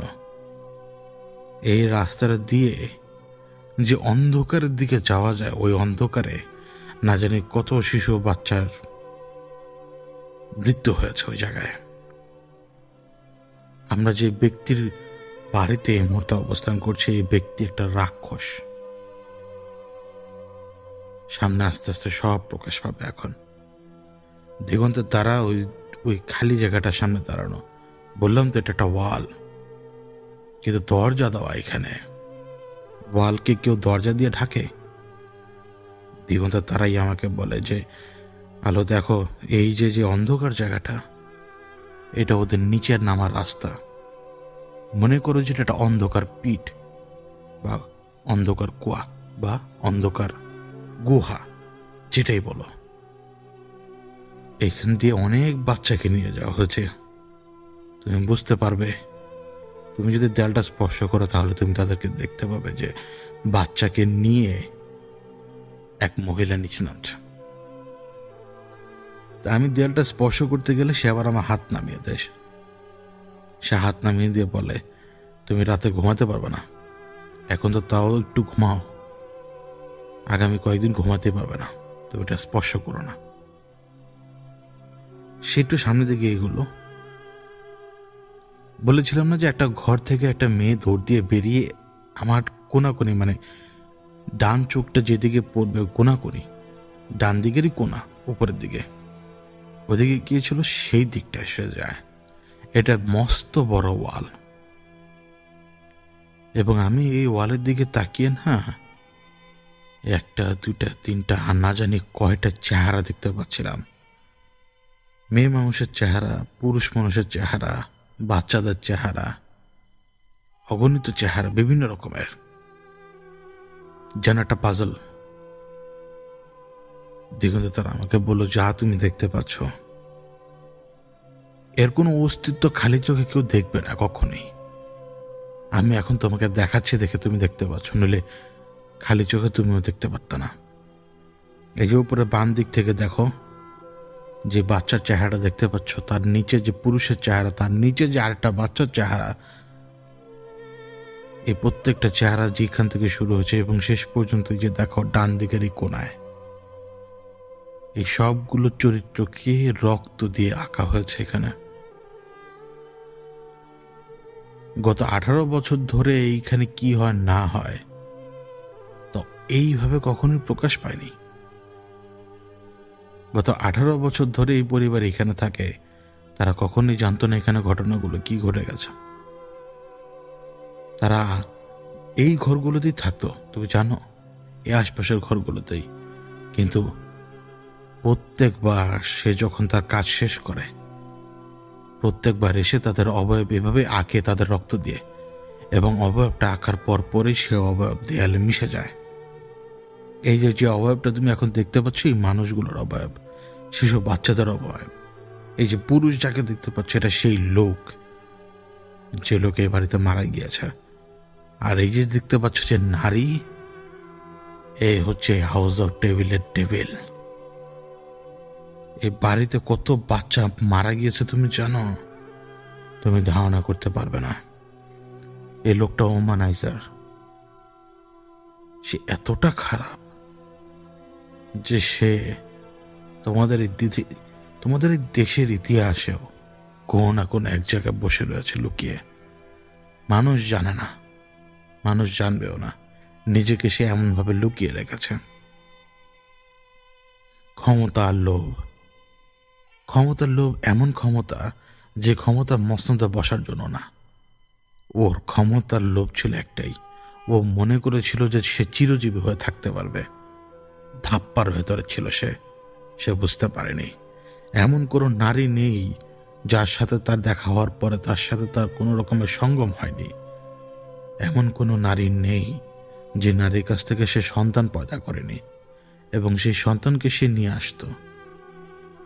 সবাই জানতো যে সন্তান সুস্থ ভালো, কিন্তু আচমকা সন্তান অসুস্থ হয়ে মারা যেত। বলি তো সবসময় দেওয়া সম্ভব হয় না। তুমি চাইলে মায়ের পেট থেকে সন্তানকে নিয়ে বলি দিতে পারবে না। এইখানেই ছিল মূল খেলাটা। কি ভয়ঙ্কর খেলা তুমি তা জানো? আমি দিগন্ত তারার দিকে তাকালাম। দিগন্ত তারা আমাকে বলল, আসো। সে আমাকে ওই জায়গাটাতে নিয়ে গেল, বুঝালো যে এই জায়গার ভেতরে একটা গাছ ছিল। আমি বললাম, হ্যাঁ, ওরা তো বলেছিল যে এখানে একটা গাছ ফুটে উঠেছে উপরের দিকে। ওরা 18 বছর এখানে ছিল, কিন্তু ওরা কখনো গাছ দেখেনি। দিগন্ত তারা বললো, ওরা তো চলেই গিয়েছে 5, 6, 7 বছর আগে, তাই না? আমি বললাম, হ্যাঁ। তখন দিগন্ত তারা বললো, এই 5, 6, 7 বছর সময়টা তার কম নয়। এই অবস্থার ভেতরে এই লোক আরো ভয়ঙ্কর হয়ে উঠেছিল, কারণ সে জানতো, সে বুঝতে পারছিল যে সে বাঁচবে না। কারণ শয়তান যত কিছুই করুক না কেন, তাকে জানিয়ে দেওয়া হয় যে তার সময় কখন। তাকে বারবার সেটা জানানো হয়, তাকে আরো বেশি পাগল বানিয়ে দেওয়ার জন্য। সে টের পেয়েছিল যে সে বাঁচবে না, এই জন্য সে আরো চেষ্টা করছিল। কিভাবে জানো? তোমাদের আশপাশে এখানে প্রচুর নারীরা কাজ করে, যারা নিজেদের শরীর বিক্রি করে। তাদের কাছ থেকে শরীর কিনে এনে সেই শরীরের সাথে মিশে একটা সন্তান পয়দা করে। প্রত্যেকবার সেই সন্তানকে সে নিয়ে গেছে প্রত্যেক মহিলার কাছ থেকে। বিনিময় টাকা ছিল, সে টাকা ঢেলেছে, কারণ এই টাকার উৎস থেকে শুরু করে সবকিছু এই হাউস অফ টেবিলের কাজ, এই হাউস অফ টেবিলের কাজ, এই সবকিছু। তারপরে কি জানো, এই বাচ্চাগুলোকে এখানে এনে ঠিক আমরা যেই জায়গায়, এই জায়গায় এনে রাখা হতো। বাচ্চাগুলোর মুখের মধ্যে কাপড় ঢুকিয়ে দেওয়া হতো যাতে শব্দ না করতে পারে, এবং এই বাচ্চাগুলো এইখানে শব্দ না করে ঠিক এই জায়গাটাতে, যে জায়গায় তুমি আর আমি দাঁড়ানো, এখানে বাচ্চাগুলো মারা যেত কয়েকদিন পরে না খেতে পেয়ে। কারণ এই বাচ্চারা মাত্রই পয়দা হয়েছে, আর তারা যারা মা, আদত তারা মা শুধুমাত্র তাদের তাদের খায়েশের জন্য। তারা তো নিজেদেরকে বিক্রি করে, এবং যখন তুমি টাকা দিবে তাদেরকে, মাসে মাসে টাকা দিবে তাদের এই পেটকে পালার জন্য, তখন তারা কেন সে কাজ করবে না? করে। সবাই সব কিছু পারে। এই জায়গায় আনুমানিক 7 থেকে 9টা বাচ্চা মারা গেছে ঠিক এই জায়গাটার ভেতরে। তাদের মূল ইচ্ছা ছিল যে এমন একটা শক্তি তারা এখানে অর্জন করবে, যে শক্তি তাদের পক্ষে অর্জন করা তো ভুলই, যা তারা আন্দাজও করতে পারেনি যে যা হবার তা হবে। মৃত্যু আসবেই, মৃত্যুকে আসতে হবেই, এটা চিরন্তন সত্য। এর হাত থেকে কেউ পার পাবে না। সে পার পেতে চেয়েছিল দেখি তো, যে শক্তির কোনো উৎসই নেই, যে শক্তি এক্সিস্টই করে না, সেই শক্তি পয়দা করতে গিয়েছিল তারা। এই লোক কত ভয়ঙ্কর তুমি জানো, কত ব্লাসফেমিয়াস। সে অনেকটা আদতে এমন একটা গাছ তৈরি করতে চেয়েছিল যে গাছের কথা কিন্তু আমরা সবাই জানি যে গাছ এক্সিস্ট করে। সেই গাছের আদলে সেটা গাছ তৈরি করতে চেয়েছিল, জীবন্ত গাছ। এই বাচ্চাদেরকে এখানে মেরে এইভাবে, ওই গাছ, যে গাছ উঠেছে, ওই গাছ এই বাচ্চাদের পচাগোলা দেহের উপর থেকেই উঠেছে। বীজ ফেলে দিয়েছিল সে। ফ্লোরের ভেতরে কিভাবে গাছ গজিয়েছে সেটা তুমি খুব ভালো করেই জানো। সব শয়তানি কাজ। তারা অনেক অদ্ভুত। তারা পারে না এমন কোনো কাজ নেই যা তাদের পক্ষে অসম্ভব, তাও তারা করতে পারে, কারণ তারা ডেসপারেট হয়ে পড়ে ভয়ঙ্কর কাজ আগানোর জন্য। দিগন্ত তারার এই কথাগুলো যখন শুনছিলাম, তখন আমার নিজের পায়ের দিকে আমি তাকিয়ে আছি। আমার এই পায়ের কাছে নাকি 7 থেকে 9টা বাচ্চা মারা গেছে। 7 থেকে 9টা। অর্থাৎ যারা দেহ ব্যবসা করে তাদের সাথে কোনো না কোনো ডিল করে এই 9 মাসে বাচ্চা পয়দা করে সেই বাচ্চাকে এইখানে এনে মুখে কাপড় গুজে এরা মেরেছে। আমি দিগন্ত তারাকে জিজ্ঞেস করলাম, ওই মহিলাকে, যাকে আমি দৌড়ে যেতে দেখলাম, যার ছায়া দেখলাম আমি, আর যাকে আমি দেখলাম যে সে উপর থেকে আমার দিকে তাকাচ্ছে। দিগন্ত তারা আমাকে বলল, আন্ডারওয়ার্ল্ডের। আমি বললাম, তুমি আন্ডারওয়ার্ল্ডের ব্যাপারে কি জানো? দিগন্ত তারা আমাকে বলল যে আমি অতটুকুই জানি যতটুকু তুমি জানো। তারা খুব হিংস্র, তারা খুবই এক্সপার্ট, তারা সবচেয়ে বেশি ব্লাসফেমিয়াস। কারণ তারা স্রষ্টার কোনো কিছু ভালো মতো দেখেই নেই। তারা কখনো চাইলে পৃথিবীর বাইরে গিয়ে পুরো সৃষ্টিকে অবজার্ভ করতে পারবে না। তারা মানুষের মতো সবাই, তারা আন্ডারগ্রাউন্ডের জীব, তারা উঠতে পারে না। তাদের স্বভাব মানুষের মতোই, বরং মানুষের চাইতে কয়েক সুগুণ বেশি খারাপ। তাদের ভেতরে কোনো সুখ নেই। তারা সবসময় অস্থির, এবং তারা সবসময় রক্ত আর খুন, এই দুটো জিনিসই পছন্দ করে সবসময়। তুমি দিকে আসো। এ কথা বলে সে আমাকে আবারও ওই ওয়ালটার দিকে নিয়ে গেল, যে ওয়ালের ভেতরে আমি অনেক মানুষের চেহারা দেখতে পাচ্ছি। সে আমাকে অনেকগুলো বাচ্চা দিকে ইশারা করে দেখালো এবং বলল যে এই বাচ্চাগুলো, এরা সবাই হচ্ছে এমন স্ত্রীদের যারা মূলত বেশ্যা। ঠিক একইভাবে যেভাবে এই বাচ্চাদেরকে সে এখানে এনে মেরে পচিয়েছে এখানে, এই যে বাচ্চাদের চেহারা দেখতে পাচ্ছ, এইভাবে বাচ্চাগুলোকে সে পয়দা করে প্রত্যেকবার তুলে দিয়েছে তার হাতে। ওই আন্ডারগ্রাউন্ডের এন্টিটির হাতে, এবং সেই এন্টিটি এখান থেকে হেঁটে ওই দরজা দিয়ে বেরিয়ে যেত। এই দরজাটা তৈরি করা হয়েছে অনেকগুলো বলিদানের মাধ্যমে, এই দরজা তৈরি এখানে। এই জন্যই এই দরজা দিয়ে সে আসা এবং যাওয়া দুটোই করে। একজন সাধারণ মানুষ যখন দেখবে, তারা দেখবে শুধুমাত্র দরজা, যে দরজাটা দেয়ালে লাগানো। মানুষের কাছে অদ্ভুত লাগবে, কিন্তু এটাই সে রাস্তা। এই লোকটা কে? দিগন্তে তারা আমাকে বলল, সে তোমাদের দেশের ইতিহাসের সাথে জড়িয়ে থাকা একটা ব্যক্তি, যার ব্যাপারে কেউ তেমন জানে না। নিজেকে সে লুকিয়ে রেখেছে, লুকিয়ে তাকে রাখতে হতোই, নইলে সে পার পেত না কখনোই। অনেক আগে থেকে তার ভেতরে এই রক্ত আর এই নেশা আগে থেকে বিদ্যমান। সে রক্ত দেখতে দেখতে অভ্যস্ত বিধায় এ কাজ করতে তার দ্বিতীয়বার হাত কাঁপেনি কখনোই। সে সবসময় কিন্তু নিজে কোনো কিছু থেকে পালানোর চেষ্টা করতো না, বরং সে সবসময় উপায় খোঁজার চেষ্টা করত। এবং সে ডেসপারেট ছিল। কেন ডেসপারেট ছিল? কারণ যে ঘটনাগুলো সে ঘটিয়েছে সেগুলোর প্রতি তো তার কোনো আফসোস তো ছিলই না, বরং তার এই ভয়টা ঢুকলো যে মৃত্যু তো আসবে। মৃত্যুর হাত থেকে বাঁচার উপায় কি? তো মৃত্যুর হাত থেকে বাঁচার উপায় কি, কিভাবে সে জানবে? সে তখন সাধু সন্ন্যাসী খুঁজতে শুরু করলো, কারণ সে জানে মুসলমান হয়ে সে এইটা কোথাও পাবে না। সে জানে যে সাধু সন্ন্যাসীদের যদি কাছে সে যায় তাহলে তার পক্ষে জানা সম্ভব।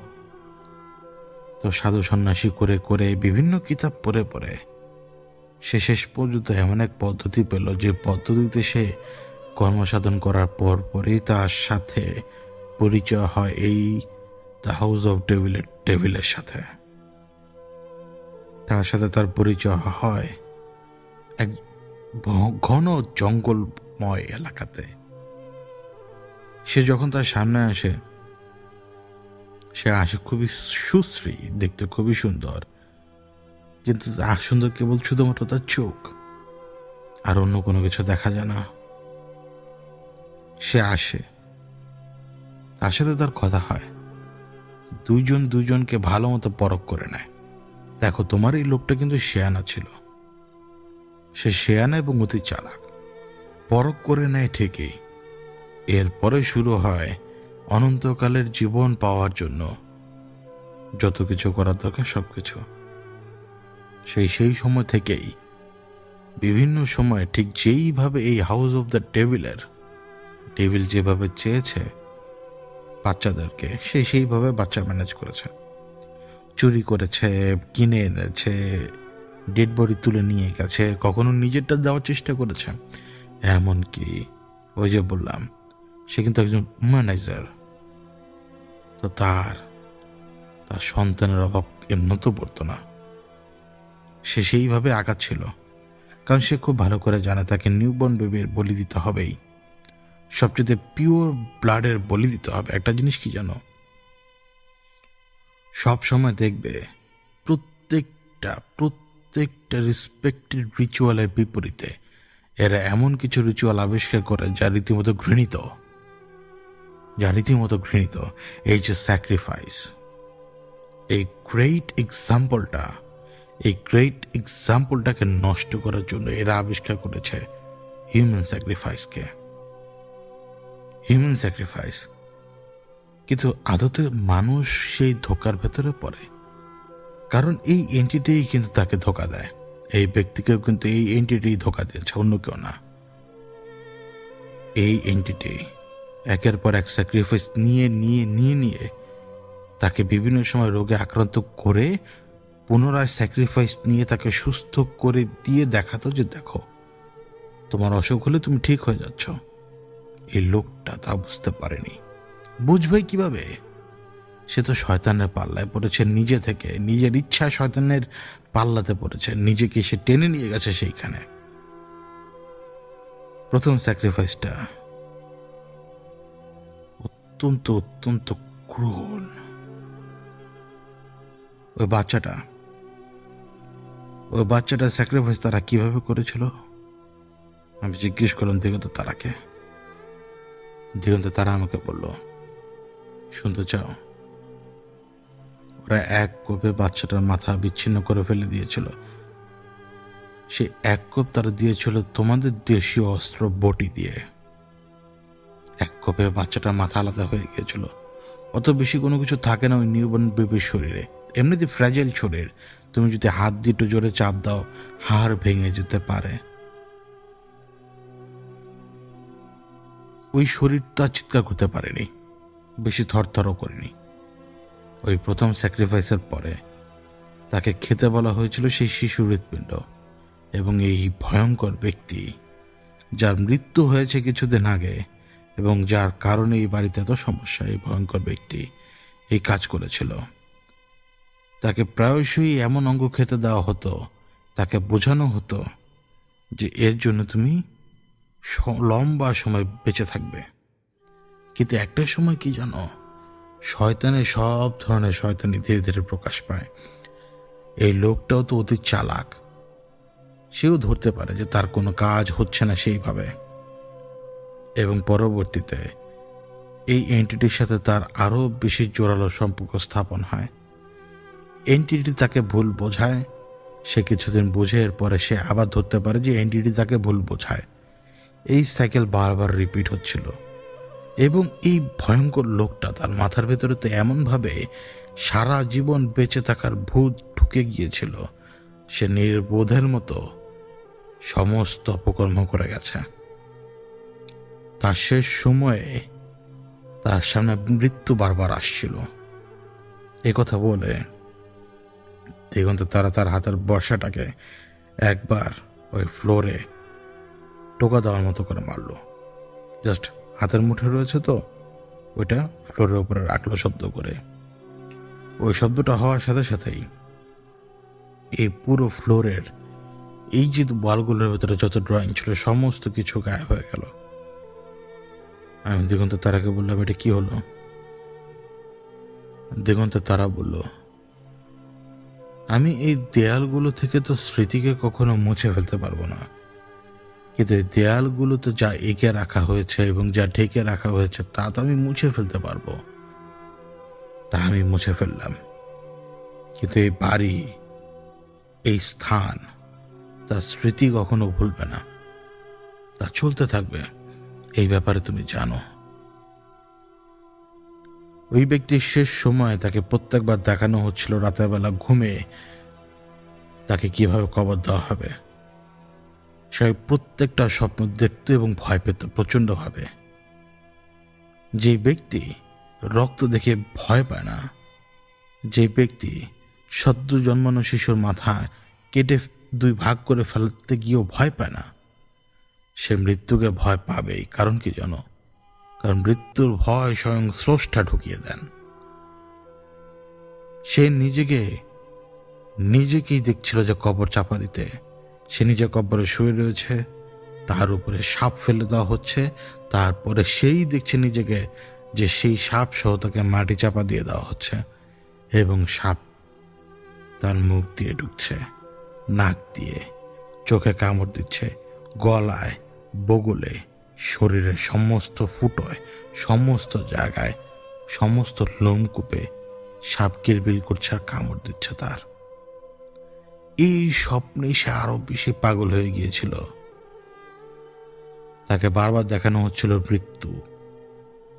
ওই মৃত্যুর হাত থেকে সে বাঁচতে চেয়েছিল, বললাম না? মৃত্যুর হাত থেকে কি বাঁচা যায় এটা সে জানতো না, যার বদৌলতে সে আরো বেশি উগ্র হয়ে উঠেছিল। এবং উগ্র হয়ে ওঠার সময় তার সর্বশেষ বলি দেওয়ার ব্যাপারটা সে চূড়ান্ত করে ফেলে। এই তো এই এলাকাতেই খুব কাছাকাছি এক বেশ্যালয় রয়েছে। ওই বেশ্যালয়ে একটা মেয়ে রয়েছে 26 বছর বয়সী। ওই মেয়ের গর্ভে তার সন্তান। ওই সন্তান আর কয়েকদিন পরে ভূমিষ্ঠ হবে, তাকে তখনই বলি দিয়ে দেওয়া হতো। আসলেই সেই সুযোগ সে আর পায়নি। সে ভেবেছিল যে এবার যদি বলে দিতে পারে তাহলে সে পার পেয়ে যাবে, কিন্তু সেদিন সে অসুস্থ হয়ে পড়ে। সে তৈরি হচ্ছিল সেই মেয়ের সাথে দেখা করার জন্য, সেই 26 বছর বয়সী মেয়ের সাথে দেখা করার জন্য।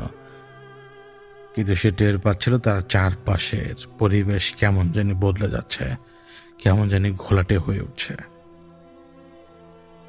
ব্যাস আমি এইটুকুই দেখতে পাচ্ছি তার। এরপরে সে অসুস্থ অনুভব করলো। যখন সে অসুস্থ অনুভব করলো, হাসপাতালে তো ঠিকই গেল, কিন্তু এই বাড়ি থেকে বের হয়ে হাসপাতালের রাস্তা অবধি পৌঁছাতে তার মাথায় একটা ব্যাপারই এলো যে তোমার দিন শেষ, তোমার সব অপকর্মের হিসাবের সময় হয়ে গেছে।